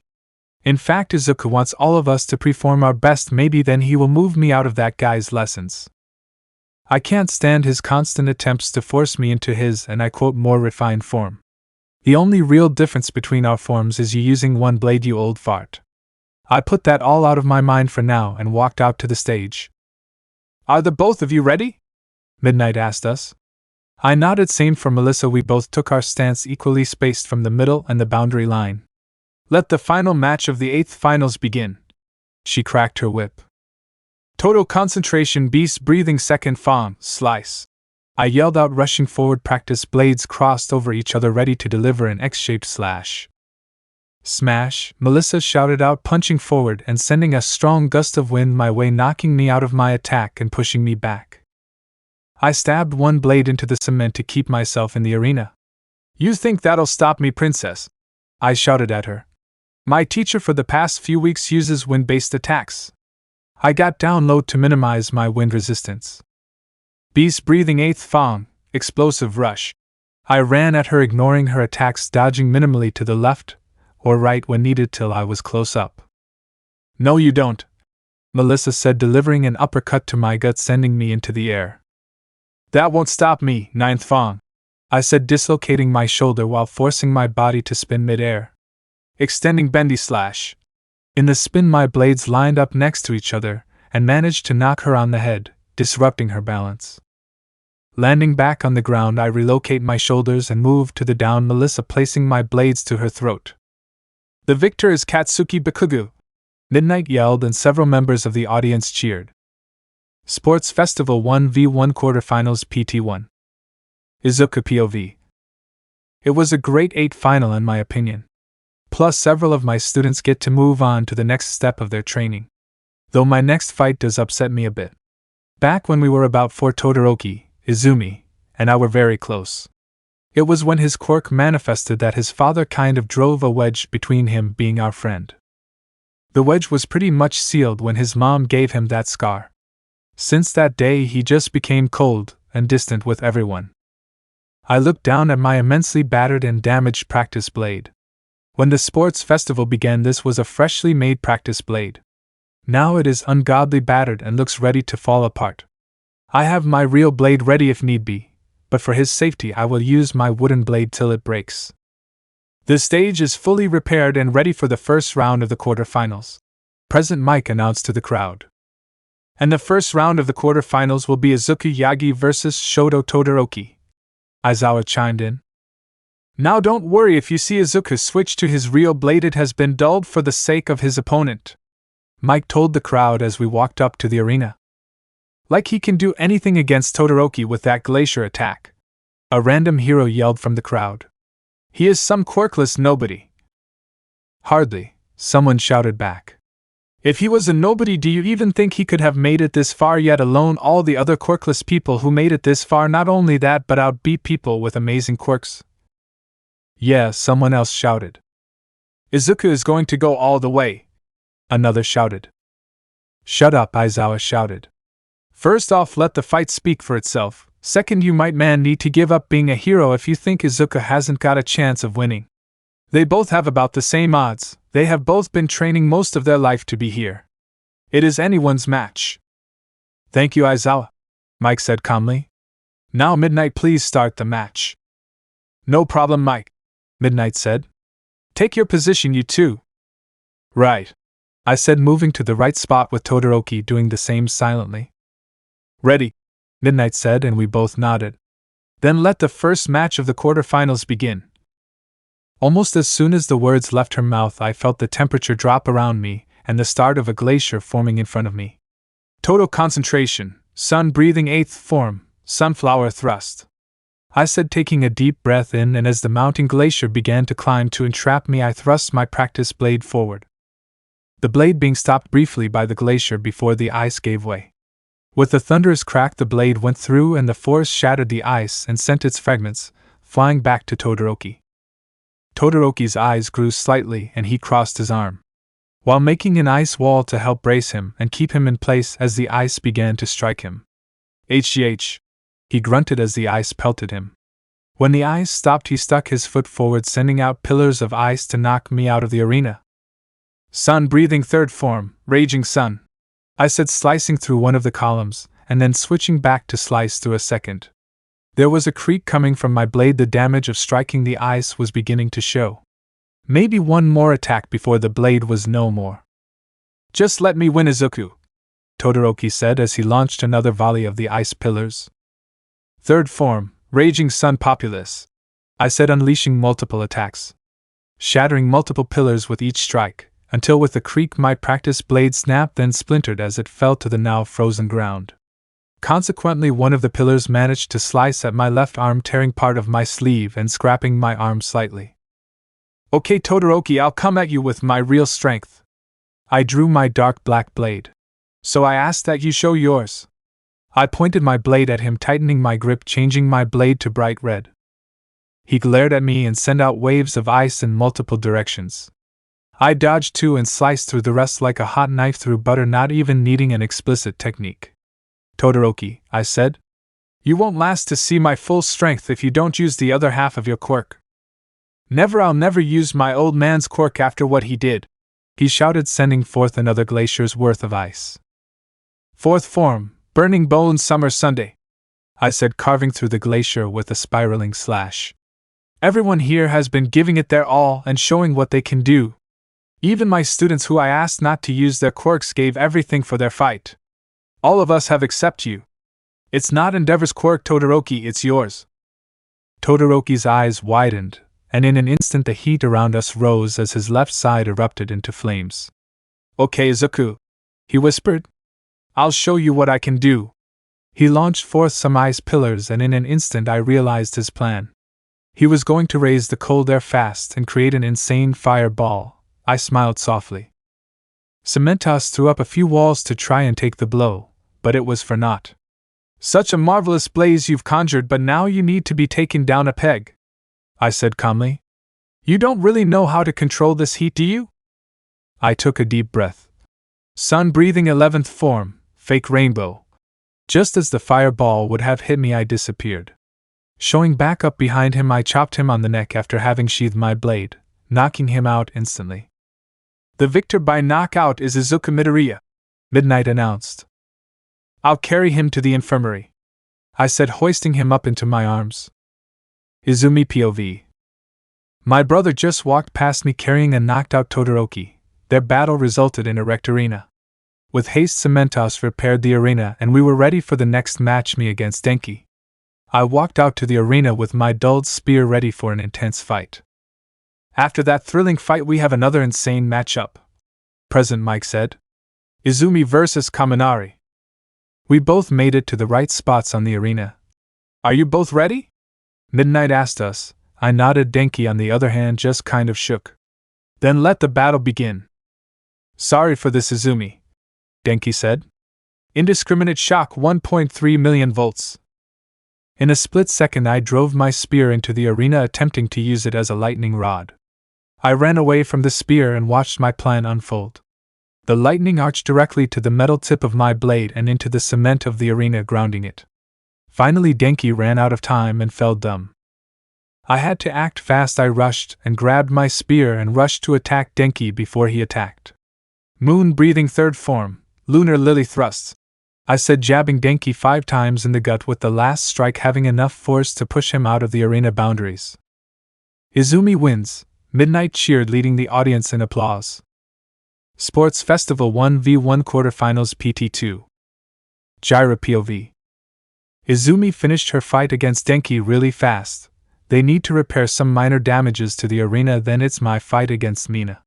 So I waited by the exit out to the arena for them to call us out. Now that the arena is repaired, Mike, take it away, Aizawa said. Our next battle is between Class 1A students Mina Ashido and Kyoka Gyru. President Mike hollered out. These two are also students of Izuku Yagi. Expect some impressive swordplay here, folks. Yeah, that's true, but Izuku has given permission to use their quirks as a last resort, Aizawa announced. Give it your all, Songbird. I remember Izuku saying all the way back to yesterday before the sports festival. I will, I whispered to myself. Now is the time to show what I've been working on with Yoriichi Model 0. Flashback about 2 weeks ago. Hey Izuku, can you turn down the difficulty of Yoriichi Model 0? I asked. Yeah, it should be possible, he said. Why? I and the others were curious so we could train with him, I said. I don't know, it still might be a little dangerous, he said with a hand on his chin. How has your training for total concentration constant been coming along? Well, I've gotten it down for the most part, I lied. Right, Izuku said, looking me over. That was a blatant lie. Why? Are you having trouble with it? I've been keeping up with the training just fine, I said. But I still can't get to click. I think I need to learn it in battle. I looked down, fearing the worst from his mouth. Okay then, he said calmly, patting my head. You may train with Yoriichi Model 0. I would prefer to observe you training closely so I can intervene, but I will settle for replacing the doll's blades with wooden practice ones. I hope you figure it out quickly. I don't like seeing you hurt. With that, he gave me his smile. End flashback. Are you both ready? Midnight asked the two of us as we stood in our respective spot in the arena. Yeah, I'm ready, Midnight Sensei, Mina said rather cheerfully. Yeah, I'm ready too, I said. Okay, then let the third match begin, Midnight said with a crack of her whip. Butterfly dance, carapace, Mina said and rushed forward slightly before leaping into the air. As she reached me, she began to thrust her practice blade forward rapidly. I had just enough time to pull my blades free and block using the flat side of them. Not yet, I thought, taking the blows. Not enough to go on for the score. I pushed back against her thrust, forcing her back. When she landed, she seemed winded, like the backlash of just picking up total concentration breathing. She stood herself back up.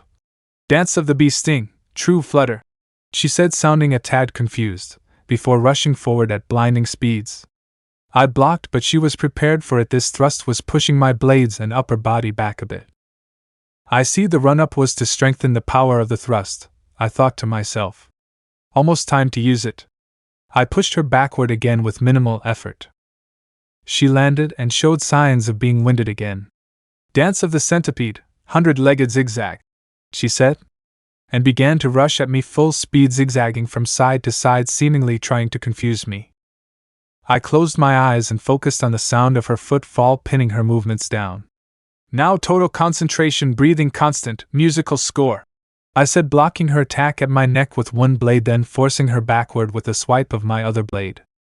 When she came at me again with multiple thrusts, I parried them all with my blade, then I threw a bomb directly in the way of her thrust. It exploded in her face, stunning her. Now here we go, string performance.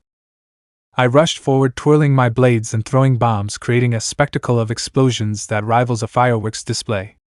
This attack pushing Mina back as she was weary of the explosions, till finally she fell right behind the boundary line. And the victor of the third match is Kyoka Gyru, Midnight shouted with glee. I raised my sword high, honoring my victory, and to let Izuku now it is all thanks to him. Izuku POV. Well done, my little songbird, I thought to myself from my waiting room. I really need to train Mina a lot better though. I need to talk with Kane after this. I looked up to see the next match show on my screen. Yes, who will come out victorious, the well-trained Katsumi or our boorish hothead Katsuki? Katsuki POV. 2 weeks ago my training was ramped up significantly. That demon Sanemi wanted me to learn his wind breathing, but Izuku wanted me to learn something more suited to my personality. It wasn't easy, but I managed to piece together the recounts of the breathing style he recommended me, beast breathing. It lives up to that name, the attacks are strong and fierce. Not unlike wind breathing, I suppose that is why Izuku asked Sanemi to teach me. All of it culminates in this tournament. If I and the other trainees prove ourselves, Izuku and Power Loader will make us real blades, and we can be assigned Demon Slayer missions like the others. I'm going to win this, I said, staring at my practice blades. That should prove I'm ready. With that, I stood up from my bench in my waiting room and walked out and to the arena entrance. I could hear the audience cheering Gyro for her victory. If I proceed from here, I'll be facing her next. She walked by me and gave me a soft smile as she passed. Halfway down the hallway, she turned around. "Good luck, Katsuki," she said. "Your sister hits fast and hard." "I'll keep that in mind," I said, and turned back to the entrance. "Our next match is between our explosive twins," Mike shouted out to the audience. "They will certainly show their passion in this fight," Aizawa said. With that said, I started walking to the arena, and I could just see my sister's red tips walking on the other side. We walked up the steps and stopped equal spacing from the edge and from each other. I already had my blades drawn, and she had her arm resting on her sword. "Are you both ready?" Midnight asked. I nodded. "As always, ready to brawl, brother," my sister said cheerily. My eye twitched a little at the remark. "I am ready as well." "Then let the battle begin," Midnight said with her whip cracking. We both just stood there for a moment. "Beast breathing first, Fong, pierce," I shouted, rushing forward, thrusting both my wooden blades towards Katsumi's neck. With insane speed, she drew her blade and knocked me off my path with a single swipe. "Oh, please, you'll have to try better than that, Katsuki," she said tauntingly, sheathing her blade. "Give it your all or I'll just kick you out of bounds now." "Okay," I said, getting up from right next to her. "Fifth Fong, crazy cutting," I said, getting underneath her and using my swords to throw her off her guard. I then got under her arms and threw her behind me, tossing her behind me and into the air. "Third Fong, devour." I sliced both ways horizontally, trying to injure her sides, but she got back her guard. "Flame breathing fourth form, blooming flame undulation," she said, pulling her blade and swinging it in a circular motion, deflecting my attack. Landing back on the ground, she got her footing back and saw fit to unleash an attack. "Seventh form, blinding cinders." She rapidly swept her sword in slashes, trying to blind me using reflected light, I think, and then made to chop at my neck. I raised my practice blade up and caught her sword blade in one of the large serrations in my blade. Then I came around with the other blade, catching it lower down in another serration. I leaned back and with great effort started pulling the blade free from my sister's grip, finally wrenching it free and throwing it behind me. "Good luck retrieving your blade, sister," I said, but she was already ahead of me, enacting a plan. She ran directly at me, then feinted to my left. I let her get by me and almost grab her sword before I launched my real plan. I rushed forward, head down, in an almost rhino-like charge, delivered ahead but directly to the small of her back and catching her off guard and forcing her out of bounds. "Katsuki Bakugo is victorious," Midnight declared, and the audience cheered excitedly.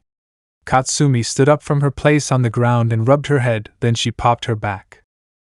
"Well played, brother," she said calmly, looking up at me. "Hand me my blade, please." I did as she asked, and passed her blade to her safely. "Good luck when you get to Izuku," she said, and started walking away, sheathing her blade. "You really think I can go that far, sis?" I asked her. "Maybe," was all she said calmly. Sports Festival 1v1 Semifinals. Izuku POV. The fight between Katsuki and Katsumi was something to say the least. Katsuki has certainly proven himself in my eyes. He is ready for real blades and a real mission after this. The use of his practice blade serrations as an impromptu sword breaker catch was genius. Who knows, maybe in the future he can take beast breathing further than its creator. I stood up calmly and walked out of my waiting room to the hallway to the arena. My next match will be starting soon, and it should be fun, me against my sister.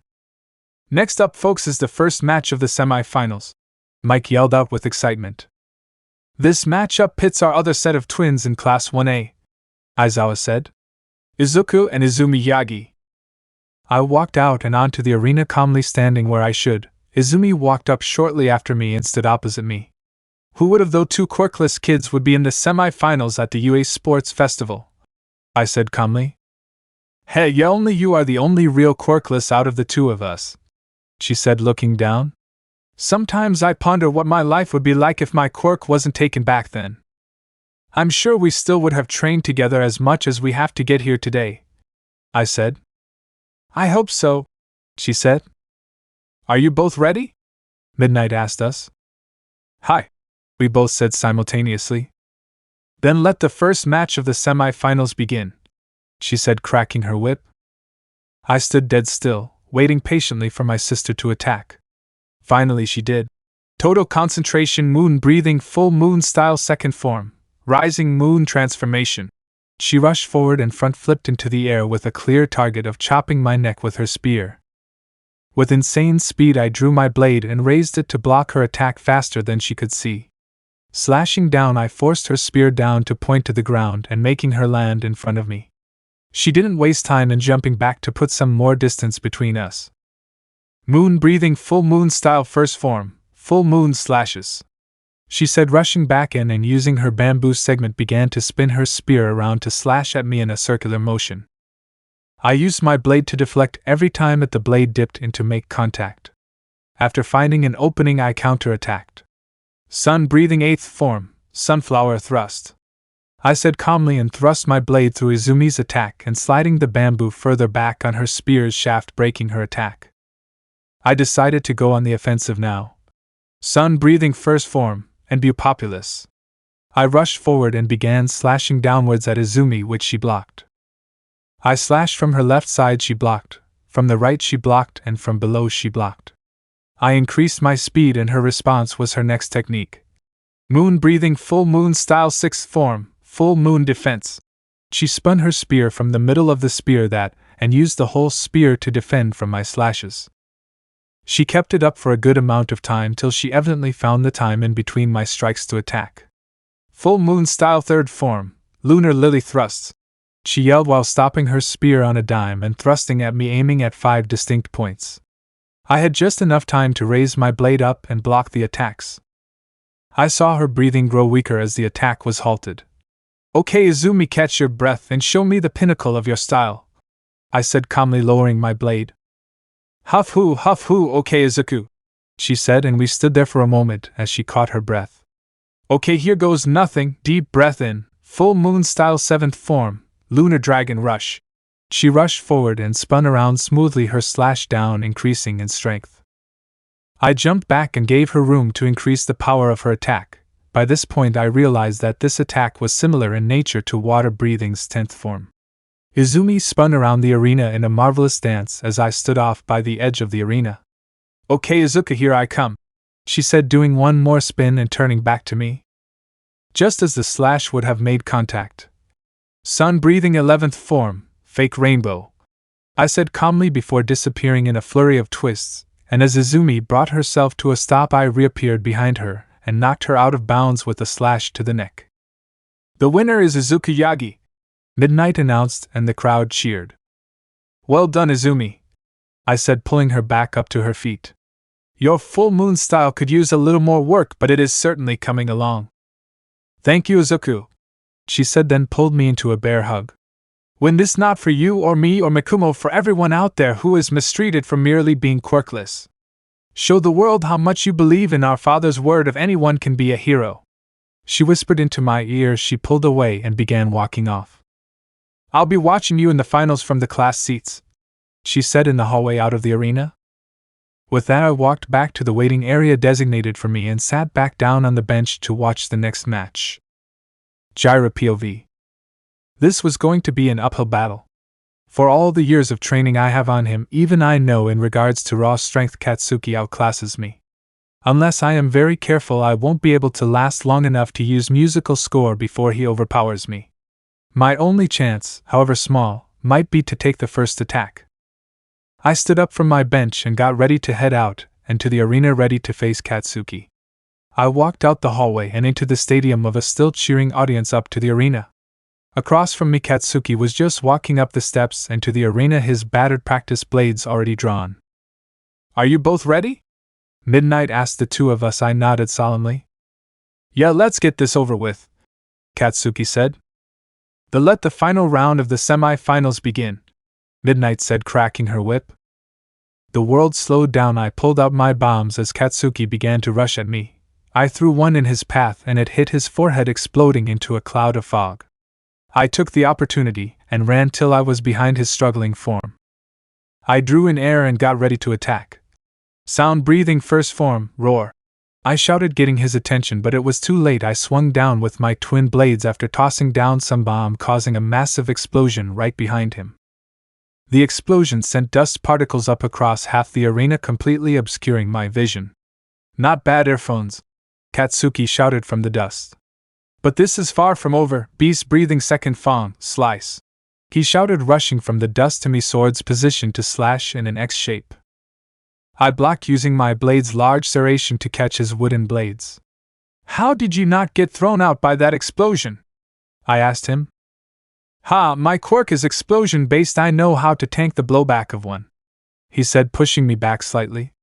He pulled on his practice blades and, using his own serrations, pulled my blades down and then pulled them free of my hands. Tossing them behind himself, he spun his practice blades and held them crossed to my throat. Yield. I tried looking around to figure a way out of this, but he pushed his practice blades down more, restricting my movement. I said yield.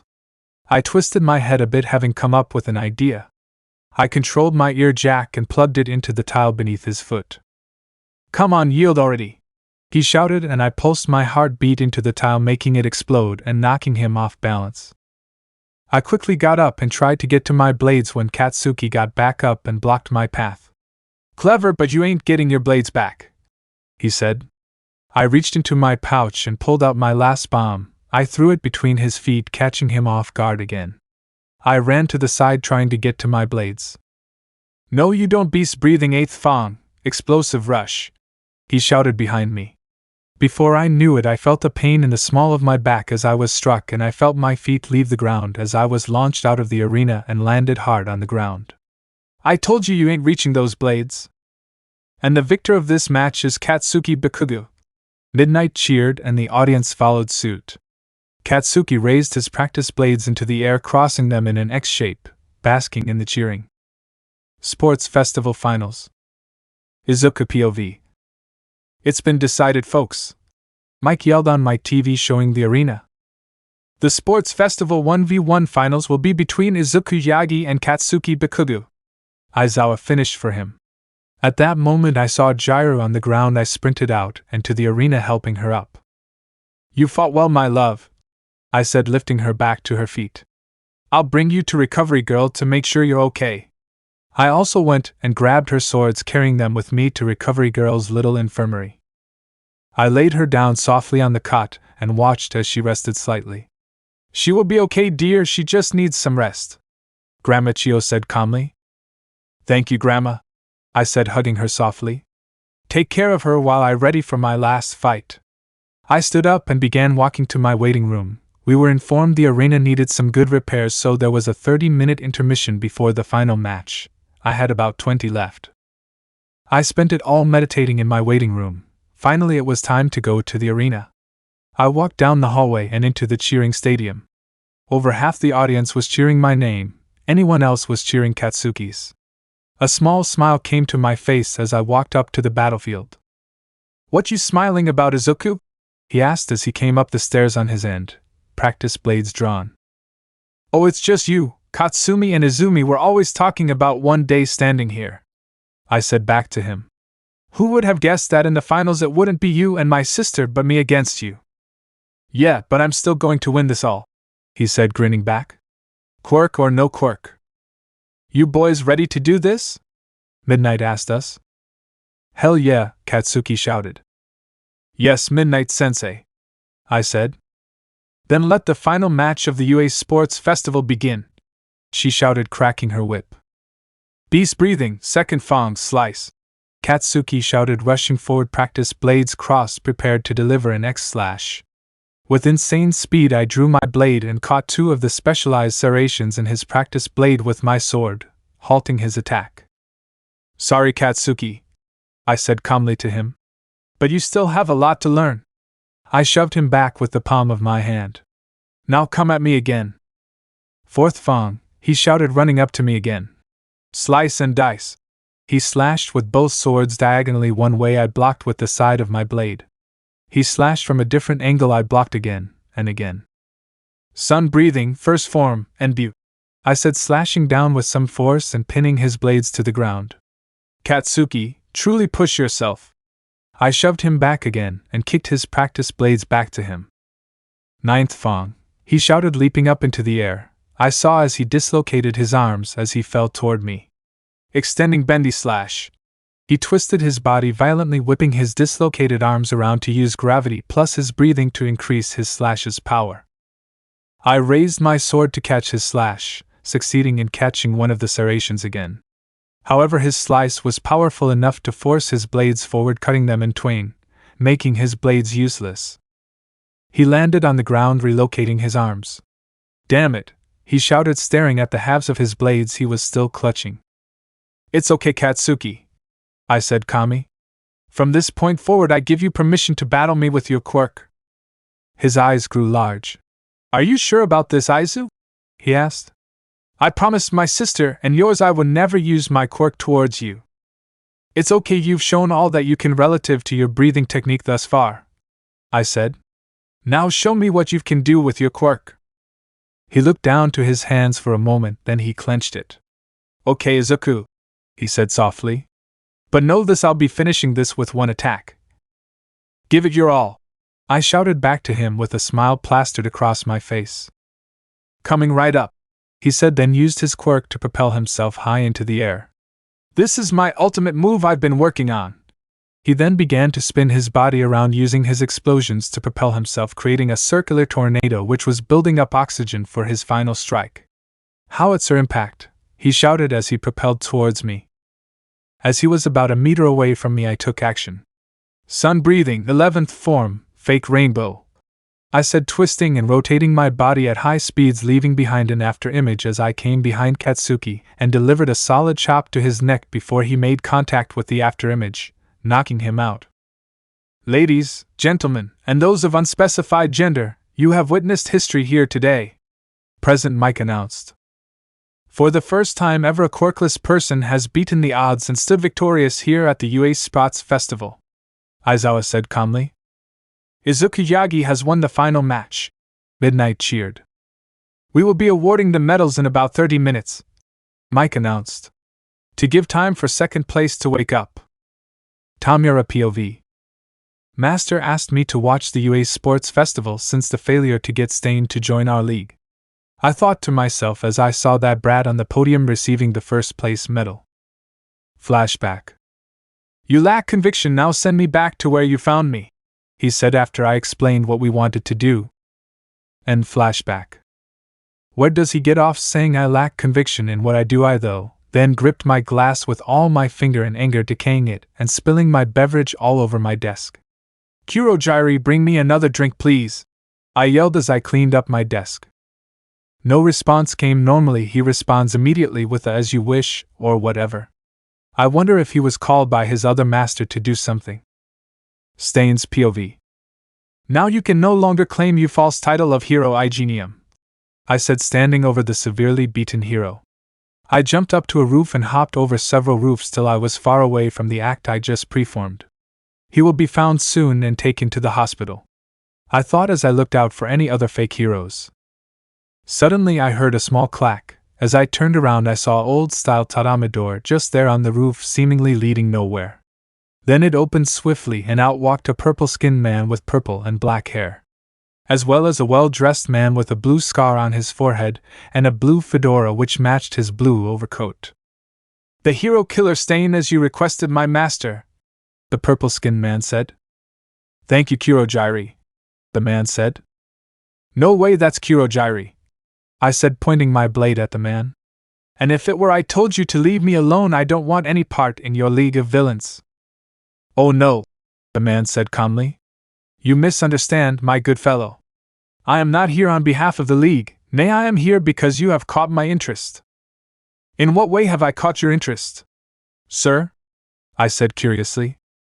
Oh, your mission to rid this world of fake heroes, he said with a saccharine smile on his face. I wish to aid you in this endeavor if you wouldn't mind. I looked him over, analyzing him very closely. I don't need your help, I am succeeding in my mission fairly well on my own. He looked down in what must have been mock sadness. Oh, I so hoped we could come to some agreement, he said. But since we can't, I guess I'll just have to force you. Then he snapped. Force me to what? I managed to say before I was lifted up by a large man who seemingly just appeared behind me. Force you to join my forces, of course, he said, walking slowly up to me. See, since the dawn of quirks I have always had a fascination with them, especially with how they mix with the effects of my blood. Your quirk is the first in a while that I am fine with acting upon at this time that has caught my eye. What do you mean? I spat out due to the choke hold by the behemoth holding me in place. What does your quirk do to others? Quirk? He asked. Did I not make myself clear? My blood has special effects. Though you'll understand it better in a moment. He raised his index finger up to my forehead, and his fingernail grew. He then stabbed his finger into my forehead, and I began to feel a pumping sensation, then great pain as he pulled his finger out. If you prove useful in the future, I will give you more of my blood, he said. Right now, assuming you survive, I think you will probably be about as strong as a lower moon, maybe? I grunted in pain. Oh yeah, one more thing. My name is Tanjiro Kamadu, the man said in response to my pain. Should you ever say my full name yourself, you will suffer immensely and eventually die. So avoid doing that. Swishos and let him go. We are leaving now.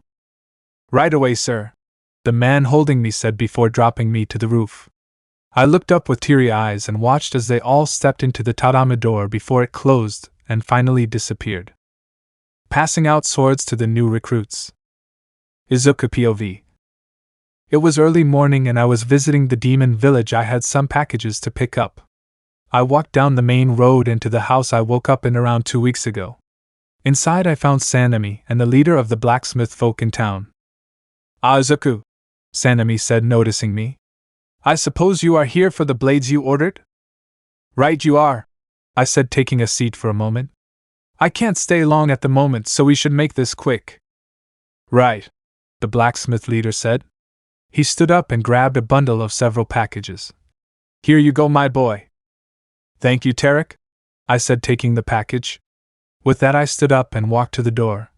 See you both later, have a good day and stay safe. We will, they both said and enjoyed their tea. With that I was on my way to the village gate. Once there I had Kyogai make the portal open at UA, and I walked into the school to our classroom of 1A. I walked in early to see Uncle Aizawa seated at his desk with a lot of paperwork. He looked up to see me carrying a lot of packages. Oh hey Izuku, he said. How's it going? Oh, you know I got the rewards for the Demon Slayer students, I said.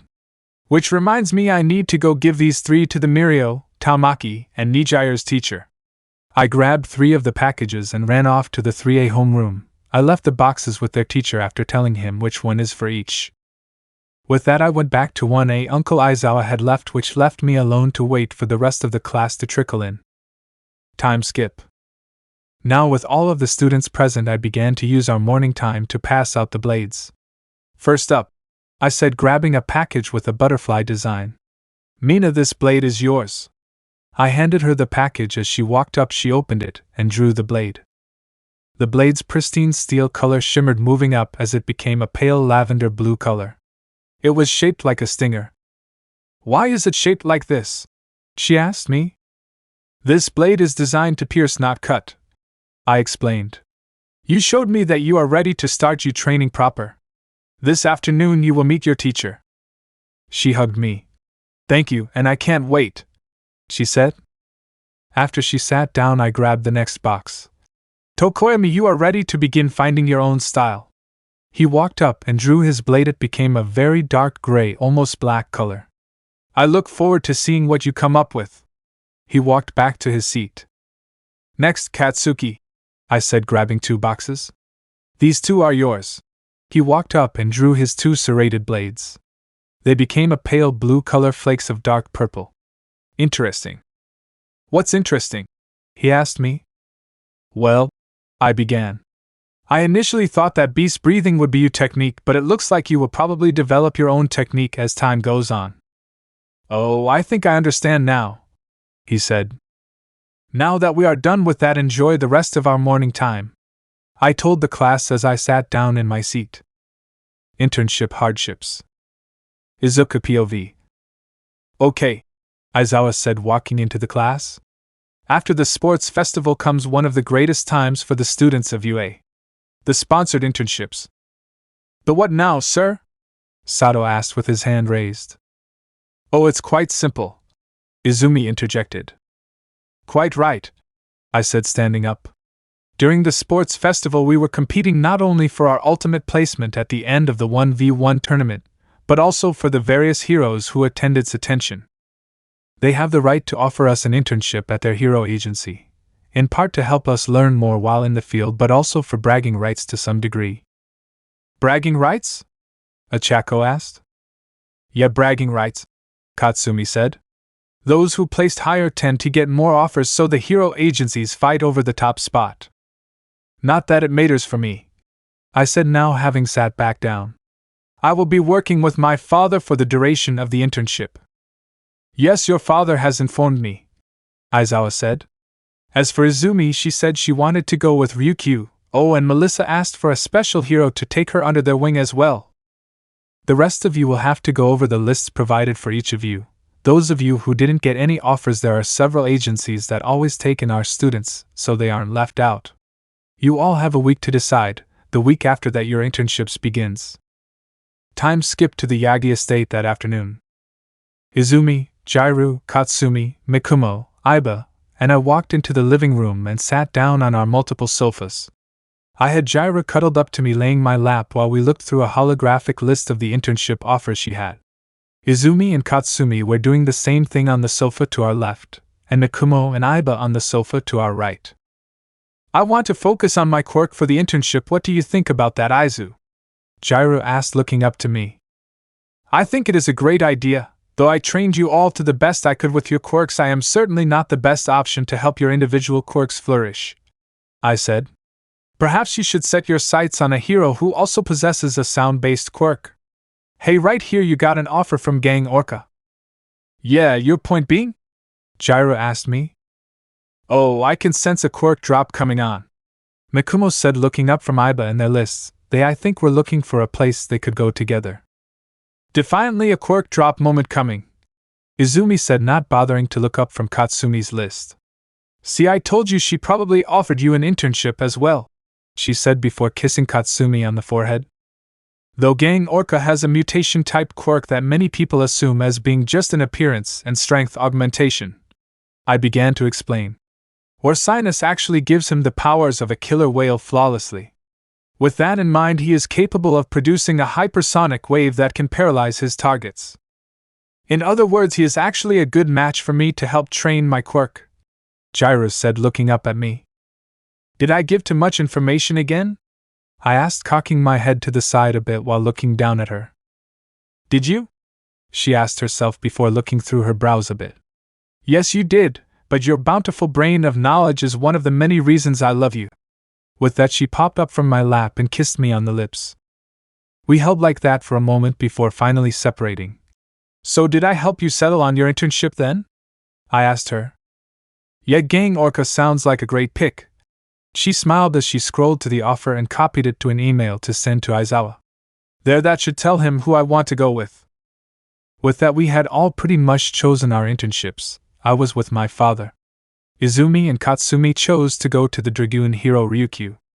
Mikumo and Aiba had managed to find an offer that they could do together as well with the Kamui Woods agency under separate heroes, Kamui Woods for Mikumo, and Mount Lady for Aiba. Time skipped 1 week of training to prep for the internships. We were sitting in class waiting for the day to end. Tomorrow many of us will be traveling to our internship locations.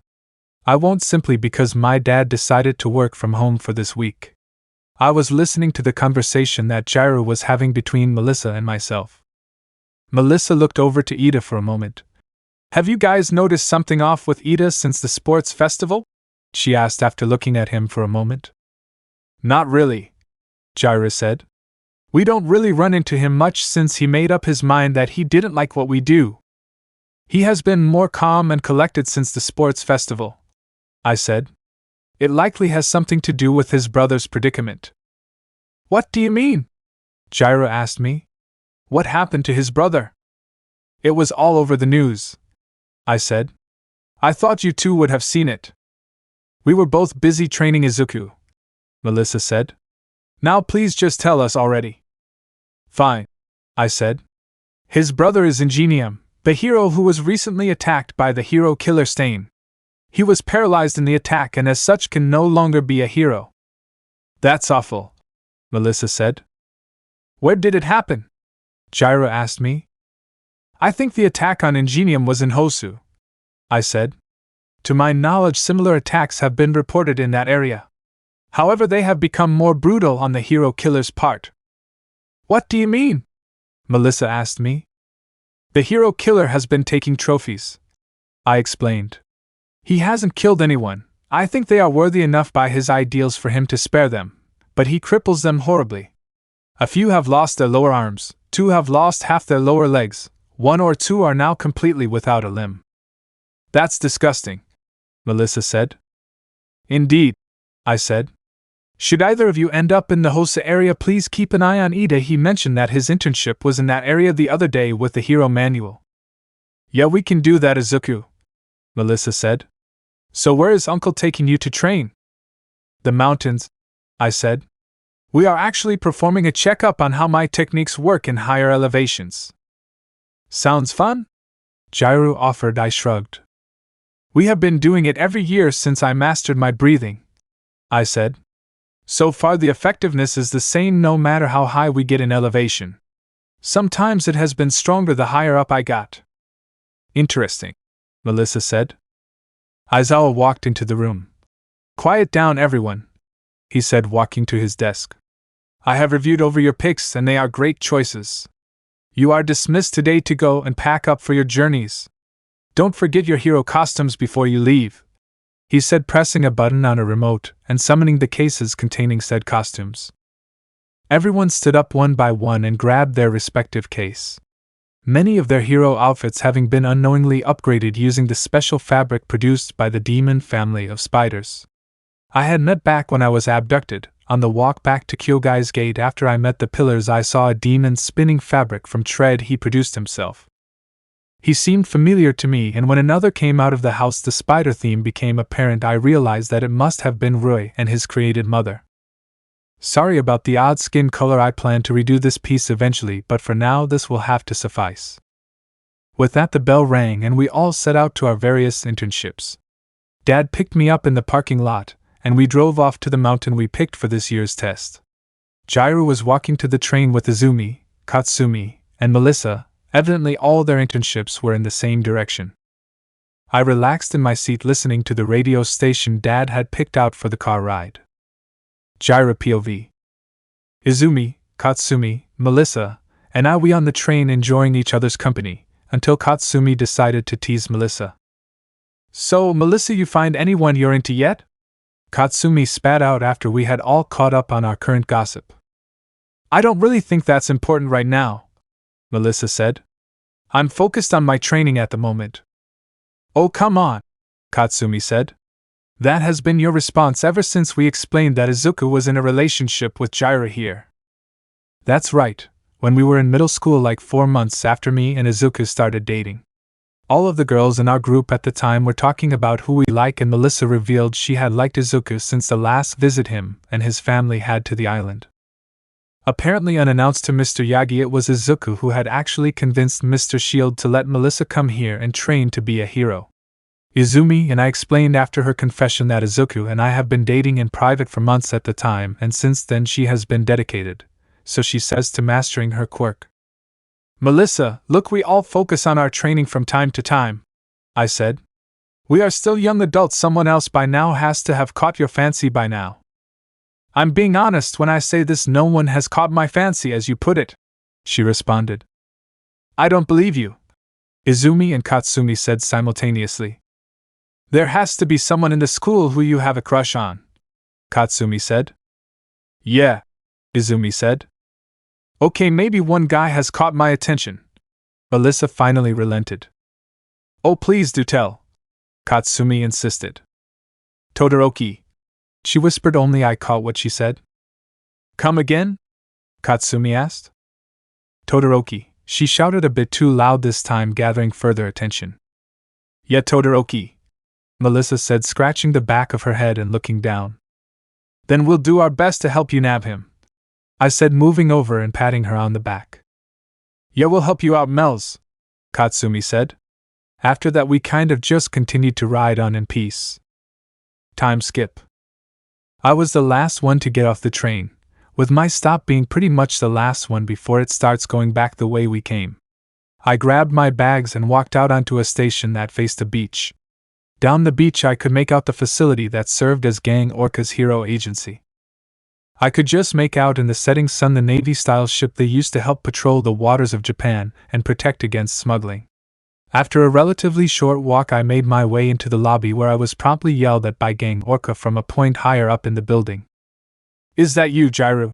He shouted. Meet me in the training hall with your hero outfit on. Right away, sir, I shouted back and was immediately pointed to the changing rooms attached to aforementioned training hall. I walked in and set down my main luggage and pulled forward my costumes case. I had only worn this once or twice in a few training sessions with my class before now, and have only used my support gear a few times.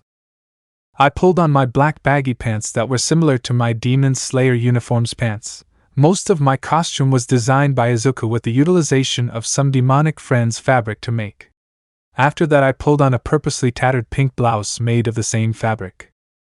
Next I pulled on long, black, sleeveless jacket about that reached down to just below my knees.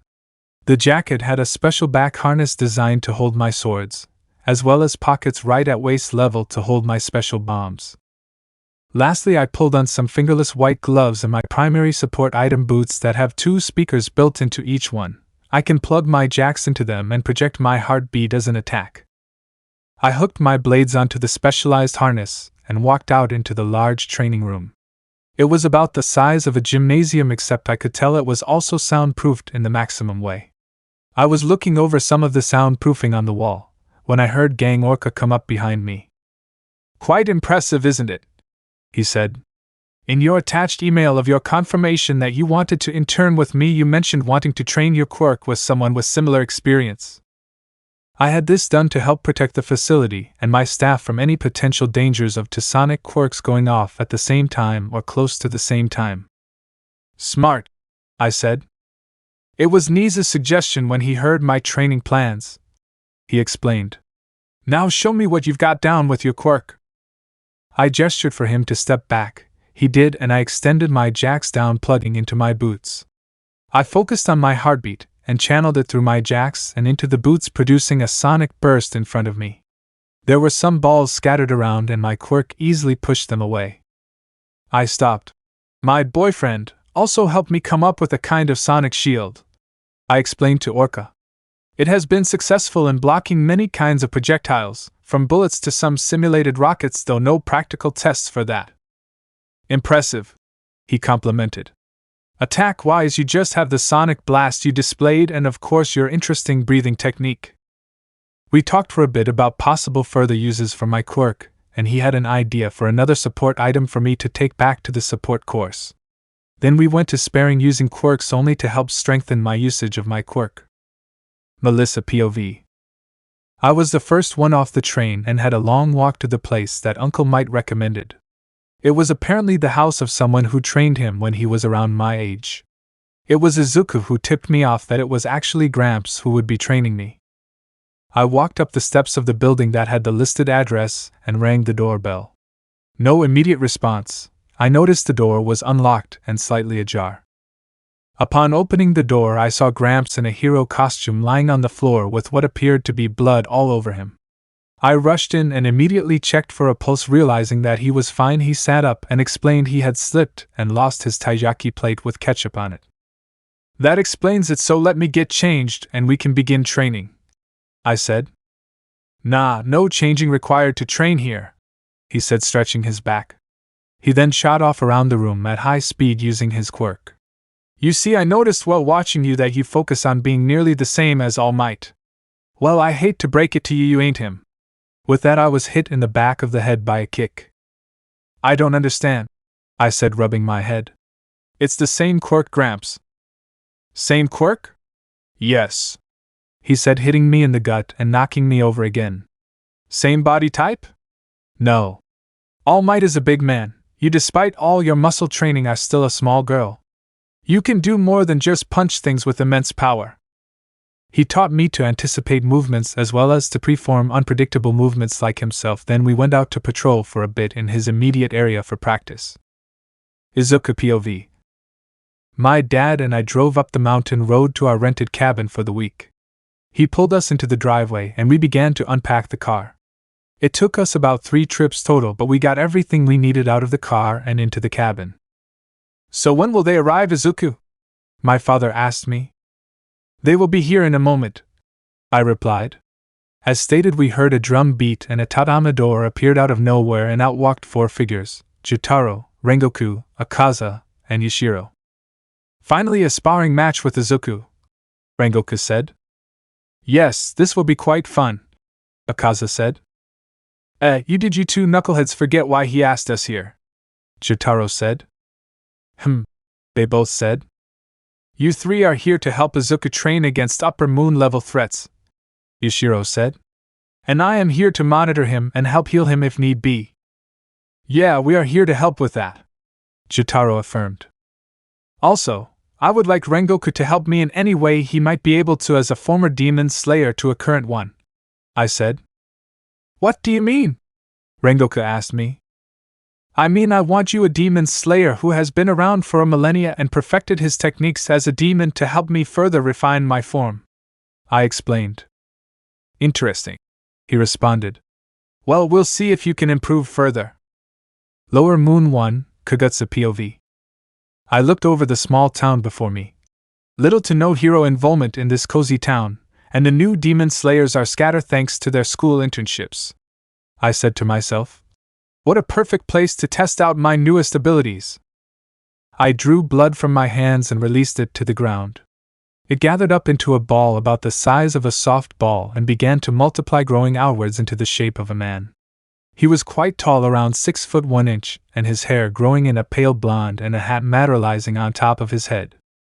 He wore baggy pants and his shirt was a blood red. It opened its eyes to reveal rainbow eyes with kanji denoting upper moon 2. Time to terrorize a village, my lovely plaything. I smiled to myself as he walked down to the village, a cold front setting in behind him. A chilling blast from the past. Izuku POV. I stood in a clearing near the cabin father rented for my training. I was there breathing deep breaths with my eyes closed, waiting patiently, sword still sheathed. It was around then I felt a disturbance. About 8 centimeters in front of me, the air got slightly colder. With insane speed, I pulled my sword from its sheath and slashed a shockwave in front of me in 2, allowing it to pass by me harmlessly. Then I smelt the scent of wisteria and I dodged, slashing a blood cycle in half as it flew by me.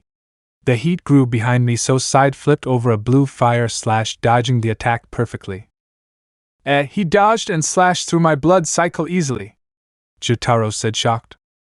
Oh, that was so insane how he sensed my shockwave coming, just like Tanjiro did when we first met, Akaza said.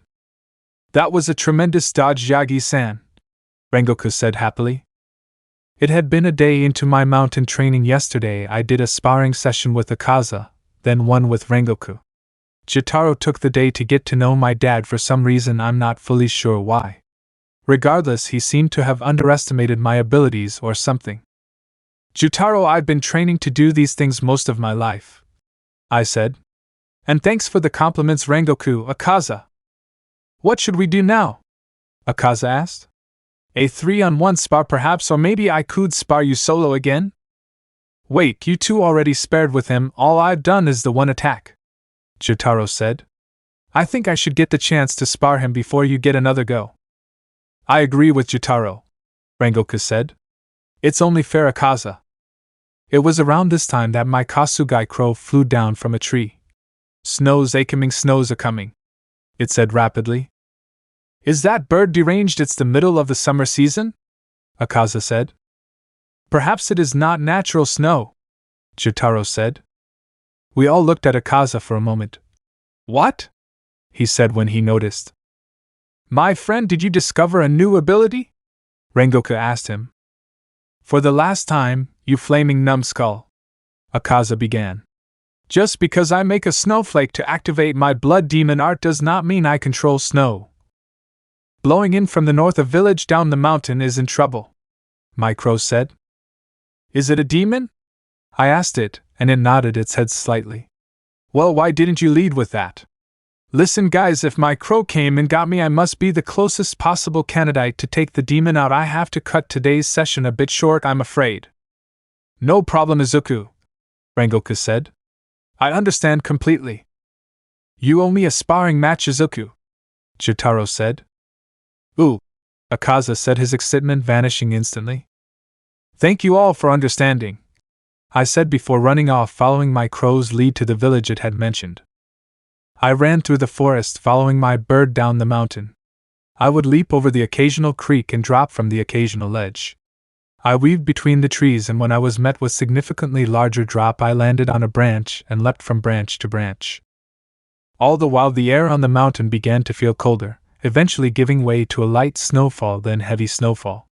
It was like winter had decided to come nearly 6 months early. It was odd, but my breathing kept me going just fine. Finally, the branches underfoot gave way to rooftops coated in almost 2 inches of snow. Looking at the streets down below, there was practically nobody outside, despite this being peak evening shopping time. There's normally more people out and about at this time, especially in tourist towns like this place, I said, looking around for a sign of anyone. It was then that a stiff cold breeze blew in from around the center of the town. I ran along the rooftops towards an old samurai-style park in the middle of the town. Swirling above a bridge was a strong snowstorm, blowing out snow all across the town. I looked down at the bridge to see a sight that shouldn't be possible. Standing on the bridge was a man about 6 feet 12/3 inch with long spiky platinum blonde hair, parted to the right. He wore tan hakama-style pants and a blood-red turtleneck with a black design going from his chest to his neck. In his hands were folded up golden war fans, and lastly his eyes were a rainbow color with the kanji for Upper Moon 2 etched into them. The being that stood at the bridge was unmistakably the former Upper Moon 2 Doma. The battles begin. Melissa POV. Gramps told me this morning after a quick spar that we were going to go out and do some light patrol for some practice in a nearby city, Hosu.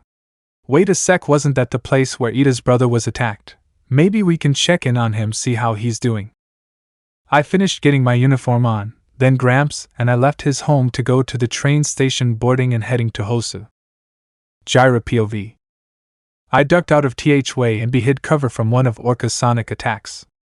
I waited out, feeling the vibrations he created on the wall. In the moment he took to breathe before his next barrage, I jumped out and attached my jacks to my speaker boots, unleashing a counter-strike of sounds to disorient. I took the opening and rushed in, touching him, winning this round of training. Great job, Kyoka, Orca said, patting me on the shoulder. You've grown quite well with your quirk over the short time you've been here. I think a little more training and we can head out to do some practice patrols in a neighboring city. Thank you, sir, I said, smiling at him. Although I have technically gone on some missions before for the demon slayers. Oh yeah, he said, smacking his fist into his palm. Nisa sent something about that alongside your file. What does that actually mean? Well, it's why I know my breathing technique, I started explaining. Me and my friends, and some of the school now, I guess, will be hunting down and taking out demons which are responsible for the random disappearances with no body ever found, and in some cases mass scares with no explanation. Okay, and this Noma thing that was used to attack the USJ was one such demon? He asked me. The USJ was actually attacked by an army of demons that me and my friends battled against, I explained. When my boyfriend, Izuku, showed up and managed to battle against a Noma, which at first was a very powerful demon. The person behind the demons made it transform using all the blood from the demon in the army, making it a new member of the 12 Kazuki. Izuku was prepared to kill it then and there, but it was taken away by a door. What? He asked me. It's complicated, I said. Okay, Orca began but was interrupted by an alarm blaring throughout the building. Dang, it looks like we have a true emergency on our hands. A nearby city is being attacked by multiple threats. Many heroes will be needed. He took a moment to look through his phone, it seems, and found something relevant. Reports are coming in of the threats having exposed brains and incredible strength and regeneration. Like the gnome before it became a Kizuki. I commented. Gang Orak, you have to take me along. If my suspicions are true, then the threat is likely coming from some demons. Very well, are any of the demon slayers in the area? He asked me. They are either already there or on the way themselves, I said. Then we best get a move on, he said, and we left to get suited up fully. Izuku's POV. It was impossible. A confirmed dead upper moon can't be present in this day and age. That was all I could think from my hiding spot out of Doma's view. Well, at least he should be easy to defeat. His past battle with Kaneo is recorded in the archives after all. I should just take him down while he is unaware of me and worry about how he is here later. From my vantage point on the building, I stood up and prepared to unleash a swift, decisive attack. I inhaled deeply. Total concentration, sun breathing first form, and I dashed of the roof with great speed. I aimed flawlessly for the back of his neck. Faster than I could see, his hand raised and his war fan was positioned to block my attack, which it did with ease. What? I said. How did he see me? Ado, he said. So there are demon slayers in this day and age. I leaped back, holding my blade firmly. You're supposed to be dead, I said bluntly. Doma turned around on the bridge and looked at me with an eyebrow raised. Am I? He asked, leaning left to right. I think I'd remember that, but if I am supposed to be dead, then how could you possibly know about me? And when did the world change so much? Well, I hesitated to answer his questions. You died around 1,000 years ago, and I know about you because your final battle was recorded in the archives of the Demon Slayer Corp. 1,000 years, he shouted out in surprise. Final battle? The last thing I remember is meeting with Muzan-sama. Well, whatever, I'd better get rid of you like a good upper moon would. He shrugged. He got into a stance, unfolding his fans. Blood Demon Art Baron Hanging Garden. He moved his arms rapidly, each time creating ice shards that were sent hurtling my way. I went on the defensive, dodging to the best of my ability. When I couldn't dodge, I would slash, destroying the shards sent my way. Sun breathing sixth form, solar heat haze. I rushed forward, hiding the length of my blade and attacked, slashing in once again at his neck, but he blocked it again with his war fan. Oh, quite the fast one, aren't you? He said, smiling crazily. Blood Demon Art Wintry Icicles. He held his other fan aloft, and above the both of us numerous icicles appeared and began to fall on us. I quickly backflipped away out of the range of them as they impaled Doma. I rushed in, assuming he would have trouble moving, but his body just melted into a puddle of blood and moved off the bridge before reforming. Well, that was any experience. He smiled. You're quite the capable fighter, but what happens when we lower the temperature even more? Cold white princesses. Two large upper women's torsos spawned on the edge of the battlefield and began to blow ice-laced wind into the area, decreasing the already freezing temperature even more. Shivering a bit now, I began my next attack. Eighth form, Sunflower Thrust. I called, running as fast as I could to him, and shoving my blade forward. I countered by closing his fans and redirecting my thrust with them crossed. I ended up lobbing off his ear, which fell to the ground, melting into blood and rejoining with him, reappearing where I had previously cut it off. His regeneration is different from other demons. Why though? If this is really him back from the dead, he should still be himself, right? Yawn. Well, this fight has been fun, he said. I can tell you're holding back for no reason. I'm an upper moon after all. You can go all out as much as you want. I leaped back with my head held down. He wants my all. Fine. I clenched my sword, turning it bright red, while also activating see-through world and selfless state. I looked up at him once more, now emotionless, giving nothing away. Yes, he shouted out. That's it. Show him everything you're capable of so I can beat you fairly. I rushed forward at blinding speed, leaping into the air and flipping around to deliver a powerful slash horizontally. 10th form, Fire Wheel.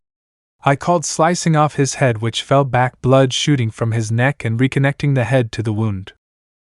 Tremendous. he shouted as his head fully reattached to his neck.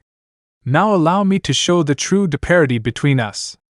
Blood demon art crystalline divine child.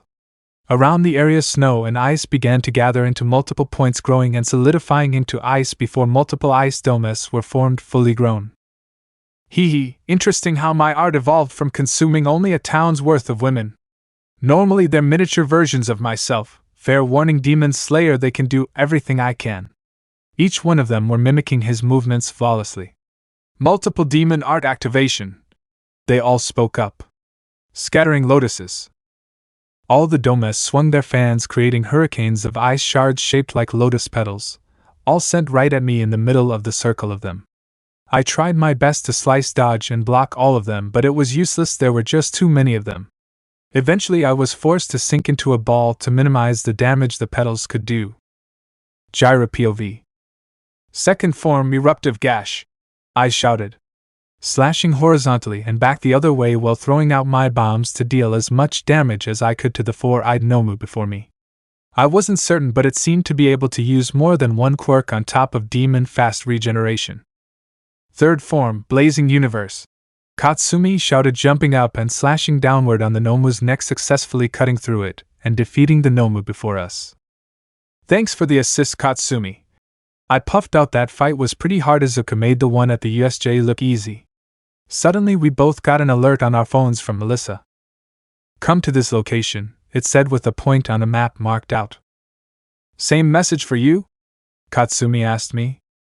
Yeah, but we can't really afford to both go, I said.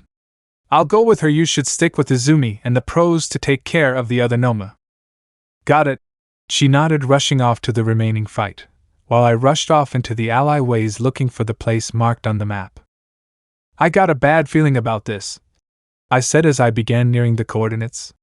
I should let Izuku know what's going on, maybe he can get here and help out some.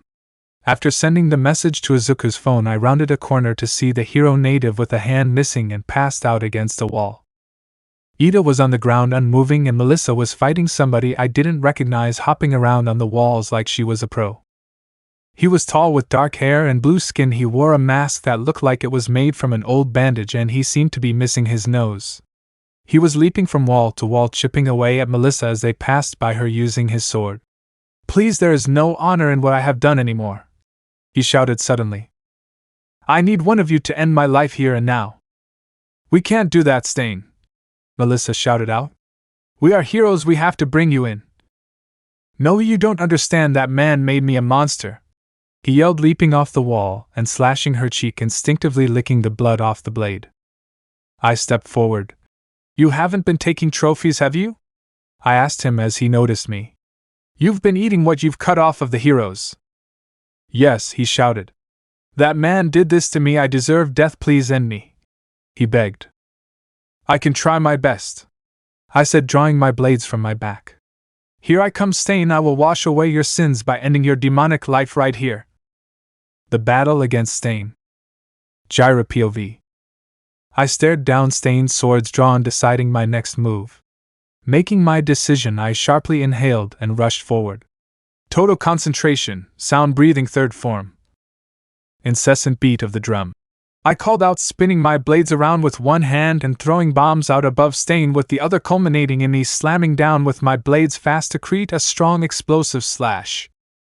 Blood demon art, Stain said last moment. Shielding blood from all around the alley surged in front of Stain and levitated into the air before solidifying into a shield that protected from my attack. After my attack faded, the blood returned to a flowing state and remained at the ready around him. No, why won't it stop doing that? You did that, I told him. It is a part of hat you've become. Well, I hate it, he shouted at me. Every time I try letting someone end me, it's like my body seizes and amps stuff like this happen. I don't know, keep trying to fight it? I shrugged. Now let's try this again. Second form eruptive gash. I rushed forward, slashing down horizontally with my blades. The blood caught my blades and spun me around Stain before releasing me, throwing me into a wall. I don't think I really have a say in this, Stain said. I grunted as I stood back up. Great, I'm not fighting the demon, I said. I'm fighting his demon art. Let's try this out then. I grabbed a large amount of the bombs from my pocket and threw them at Stain. The blood caught each one, and as they prepared to let it go, I used a move I had been working on with my quirk. Counterbalance, I shouted as my jacks plugged into my boots and released a massive shockwave which shook the bombs enough to cause them to detonate. The blood blew apart, spraying the walls of the alley in a red mist. I rushed in as fast as possible and slashed at his neck. I made contact and began to cut it, but his own blood seeped out and hardened even harder, halting my slash. I didn't even know it affected my blood as well, he said in shock, staring at the wound. I don't think it does. Higher-rated demons can protect their neck in a variety of ways, I told him, pulling my blades free and watching the slash heal. I don't think I can kill you or even damage you, not significantly at least. More disappointment then, he said, looking down. Hey, it's okay, I know someone way stronger than me that might be able to get through this better than I could, I told him. He looked up at me before he grabbed me by the shoulders. Who? He asked. It was then that the temperature dropped, and he was rocketed off me and frozen to a wall. That was easier than I thought, Shoto said as he walked up. Oh, Melissa. You need to give more info when you do something like this. He held up his phone to show the map I saw earlier. I was working on little time, she said, standing up and pulling Native to their feet after putting a tourniquet on his bleeding arm. And hey, you figured it out eventually anyway, so it works out right. Whatever, he said blandly. Oh, and you're well on Jiru. Yeah, thanks, Todoroki, I said. We need to figure out a way to get him to Izuku. Why, this is just the hero killer, right? Todoroki asked. Remember how we've been talking about demons at school every now and again? Melissa asked him. He nodded. Well, he is one of them. One that Jiraiya can't seemingly kill at the moment. I think he is on par or near that demon Izuku fought at the USJ, I explained. But not even Midoriya put that thing down. What makes you think he could put him down? Todoroki said, gesturing to Stain. Well, technically the USJ demon retreated, I said. Izuku probably would have ended him if he hadn't. Well, where is he then? Todoroki asked. Is his internship around here as well? No, I replied. His was some mountain up north. We have to drag him across the country to kill him? Todoroki asked. I doubt it, Melissa said. If he received my message or if Jiraiya had sent one herself, he'd get here as soon as he could. We just need to make sure Stain stayed here in that case. I don't plan on leaving, Stain shouted from the wall. See, all we need to do is wait. How hard could that be? I said. Izuku POV. I felt my phone vibrate in my pocket. It was the specific tone I made for emergency messages, more specifically Kyoka's. I felt my heartbeat hasten more than it is at normally. I saw my chest heaving as I took in more and more oxygen. Suddenly I felt my body temperature rise throughout the roof, then the beating of the ice petals disappeared. I uncurled and looked around myself. I was in a circle of dry grass. The petals still flew around me, but as they got too close, they melted from my body heat. I stood up, ready to continue the fight with Doma. As I reached my full height, I nearly doubled over again. My face burned like it was set on fire. Doma POV. I had been laughing as I watched the boy suffer and struggle in the hurricane of petals. Then I saw as my petals stopped making contact, and the snow around him melted with the grass drying hastily. The boy stood up and nearly fell back down. When he looked at me, his hair fell loose and I could make out a second scar almost burning across his right cheek. I looked down to his red blade and saw it ablaze with fire. I had only ever felt this feeling once before. Muzan-sama had punished me by forcing me to live out one of his worst memories. His fight with Yoriichi. My body was terrified as this monster stood before me. Every second I wasted, he grew more and more used to this new state he seems to have found, and my body refused to react. Izuku POV. I looked at Doma and I could see thin lines running from his wrists, ankles and head to a giant floating hand. Oh, I get it now, haha. I chuckled softly. You're not Doma after all, just a puppet for Lower Moon 1 to toy around with and use to gain strength. I blitzed him and slashed the strings holding him up. He crumpled to the ground and dissipated, same with all his ice clones. I turned and looked at tallest building in the town at Lower Moon 1. If my friends didn't need me right now, I would gladly hunt you down right now, I said bluntly. As it stands, I have no idea how long I last, so I need to go now. With that, I looked at the message and I ran as fast as I could with this new heightened form. I left a trail of scorched footprints behind me as I made my way for the fight I was needed for. By the time I was able to recognize anything, I could just make out the burning silhouette of Hosu in the distance. I stepped up the pace. I got to the main road and made out the outlines of Endeavor and Izumi fighting off the Noma. I looked down a side alley and saw Jiraiya and the others with Stain pinned. I rushed in. "What's going on?" I asked as I came to a halt. "Whoa," Jiraiya said, seeing me. "Izuku, are you okay?" "Fine, I think." "Now please answer my question," I said. Stain is a demon. The trophies he has been taking are actually what he has been eating. He wants to die, but I am not strong enough to kill him," she said. "That's why you messaged me, right?"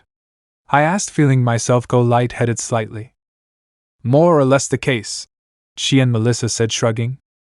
"Alright, let's get this over with," I said, getting into a stance. "Finally," Stain said. "As if I would let that happen," a chilling voice said, the same voice from the USJ. A disgusting flesh tentacle thing came down and wrenched Stain from the ice. "You aren't dying here, my new friend HMHMHM. The voice chuckled and I followed the tentacle up to see the man himself, Tanjiro Kamado. "Kirojiri."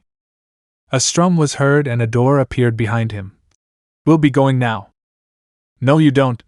I leapt up and performed a single slash that cut through his torso as he crossed the threshold of the door, which closed and vanished instantly.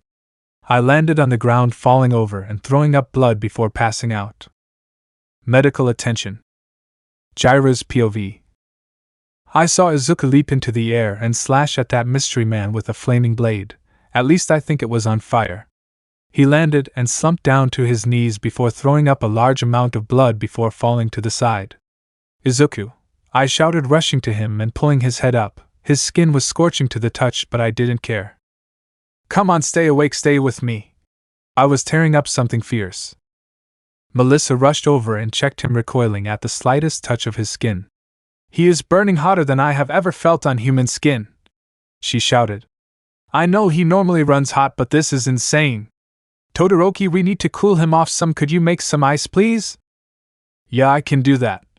He quickly made some ice and Melissa broke it apart well and placed it in Izuku's cloths to help cool him off. "That should help for a bit, but the ice seems to be melting fast," Melissa said. "Todoroki, you stay here. I'll go and get the attention of some heroes." About 30 minutes later, me and Izuku were in the back of an ambulance with the tech doing everything to cool him off. "Kyo," Izuku said softly, coming to slightly. "Sweetie, contact my dad. Tell him to meet us at UA with the people I was training with." "Izuku, you really shouldn't be talking, and the ambulance is taking us to the local hospital." I started ranting, but he cut me off. "They won't know any of my body's oddities," he said. "I have to be treated by Grandma for a reason, and someone with my dad should be able to speculate on what happened exactly when I fought my battle, then ran here." "Okay, fine," I said before addressing the EMT. "Can you tell the driver to rush us to UA? I have a call to make." He nodded, telling the driver, and I pulled out my phone, dialing Mr. Yagi's number. "Hey, is everything okay, Jiraiya?" he asked. "Izuku wants you and his training partners to meet us at UA," I said. "Something is wrong with Izuku. His body temperature is far higher than it normally is, and he has a new scar on the cheek opposite his birthmark. I'm getting us all in the car now, should arrive shortly after you guys," he said. "You will have to fill Recovery Girl in on what happened." "Right," I said. "See you when you arrive." We continued mostly in silence from then on out, only broken by Izuku groaning over his body's temperature. After arriving at UA, we rushed him to the infirmary, and after he was set up properly, I filled in Grandma Chio. She went to work doing her best to lower his body temp from there, and when Mr. Yagi arrived, the 3 others with him rushed in to help. I told him what happened in more detail, and we waited for any news, really. About 2 hours later, that demon guy, Yoshiro, I think his name was, came out and informed us we could come in now and that they managed to bring his body back to its normal temperature. We believe that the stress he experienced in the battle before he showed up where you were was enough to trigger something related to his Demon Slayer's mark," Yoshiro explained as he walked us in. "Demon Slayer's mark, what's that?" I asked. "Izuku's birthmark isn't just a birthmark," Rengoku chimed in. "In the Sengoku era, most of the Demon Slayers had one, including Izuku's former life. You could say his previous life is the origin of them, in fact, since they only began appearing after he had joined." "What's so special about this mark?" Mr. Yagi asked. "The mark trades lifespan for increased power," Rengoku said. "It's the reason why demons were almost wiped out in that era," Akaza explained. "The shortened lifespan is drastic, reducing the life expectancy to around the age of 25, with only one known exception outside of becoming a demon. Yoriichi survived well into old age and still nearly managed to slay the highest-ranked demon under Muzan before dying on his feet." "What does this all mean for Izuku?" I asked, very concerned now. "He should be perfectly fine if he doesn't have it constantly activated," Yoshiro said, gesturing to his face. "See how the other scar is gone? That means it is no longer activated. He will be in here for a few days though, since his body is still pretty beat up." The problem, or what we think was the problem back in the Sengoku era, was Demon Slayers kept the mark activated at all times, which put a massive strain on their body per the requirements to activate the mark. "Which are?" I asked. "First, someone who already has the mark must be present," Rengoku said. "But that is covered by Izuku here. Second, you must reach a specific internal body temperature, the same one that is normal for Izuku. Third, your body's beats per minute must exceed a certain threshold. Around Izuku's normal BPM should suffice. But it should be noted that in the time Tanjiro and we were used to, the mark was rarely achieved in anything short of a life or death situation," Yoshiro said. "Also, Izuku probably would not like any of you to manifest the mark, since, as Rengoku said, they can be dangerous." "I don't really plan on unlocking it if it is unnecessary," I said. "What does this all mean for Izuku's health, in simple terms, please?" "Simply put, he is most likely going to be just fine," Gran Machio said. "If he should use this more often in the future, it is likely he will shorten his lifespan some, which is a potential risk." "Well, then we really need to make sure he doesn't have to use that mark again," I said as I pulled my phone out and texted everyone to meet up at the Yagi's as soon as they could. Earlier, Tanjiro's POV. I stumbled and clutched my chest, falling to the ground. It felt like my entire chest was burning, and I couldn't heal instantly. Kurojairi rushed over and supported me. "So what's wrong? I've never seen you fail to heal like this," he said. "Oh, there your body goes. It seems to be healing now, that's good." I grabbed him by the face and shoved him down to the ground. "It's not good," I said. "My perfect body shouldn't even be able to be this damaged." Suddenly my body seized up and I fell forward onto the ground. Third POV. The upper moons who had been gathered were frantic. Of course they were. Their master and king was now passed out with no logical explanation. It was Upper Moon 1 who decided it would be best for them to place him in his bed to rest. After that they left to discuss what they should do. In the Demon King's room, changes were happening. The scar across the Tanjiros slowly began to change color from its dark blue hue to a more maroon color. While this was happening, the body remained at rest till he violently sat up and opened his eyes. His eye color had changed from its normal pink color to a dark red. Recovery. Jiraiya's POV. I wheeled Izuku into his home's living room. His grandma and Ishiro decided it was best for him to rest as much as he can, so they ordered him to use a wheelchair for at least 2 days. Izuku's recovery has gone well thus far, and he is now awake, enjoying being out of the nurse's office. In the living room, the other demon slayers, as well as some of our classmates, and a few of our demon friends were present to celebrate his release. "Izuku!" Izumi ran forward and hugged him. "I'm so happy you're okay." "Good to see you are still in one piece," Katsuki said, approaching. "We heard about your injury," Tenya said, walking forward with the other classmates. "You fought with the same villain that was at the USJ, did you not?" He was still reluctant to believe the story about demons. "Yes," Izuku said, his voice still a tad harsh from the damage his body had sustained. "I fought with the new lower moon of Tanjiros." His blood demon art has seemingly evolved further. He now has some sort of ability to manifest demons from the past. At this, the demons who were present looked up. The one he had made me fight was the upper moon of Muzin's time, Doma. Fighting against him and his ice-based blood demon art lowered my body's temperature, weakening my attacks. Not that it mattered. If any of you face him, don't bother going for the neck of his marionette. You will need to sever a thread of sorts that ties the puppet to the puppeteer. He manifested Doma? Akaza asked, coming forward. That is concerning, and for a lower moon to evolve so quickly and make something they've never met is worrisome. I couldn't agree more, Izuku said. What's wrong? I asked them. Blood demon arts are all different, aren't they? Okay, I think I'm picking up on it too, Rengoku said, stepping forward. He didn't just make a doll of Doma. If so, it wouldn't have been using Doma's blood demon art.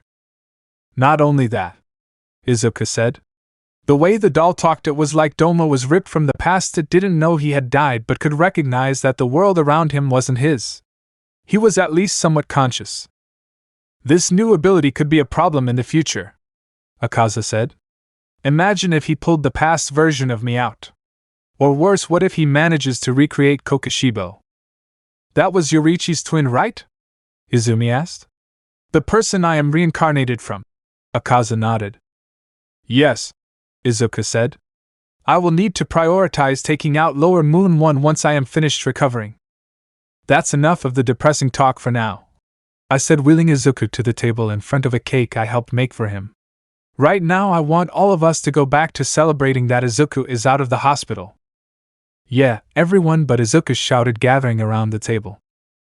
Izuku, my boy, although it would be best if you cut the cake, Mr. Yagi said, handing him a knife. Izuku grabbed the knife and cut the cake swiftly, and we all began to pass it out. Thank you all for coming out to celebrate my release, he said before taking a bite out of the slice for himself.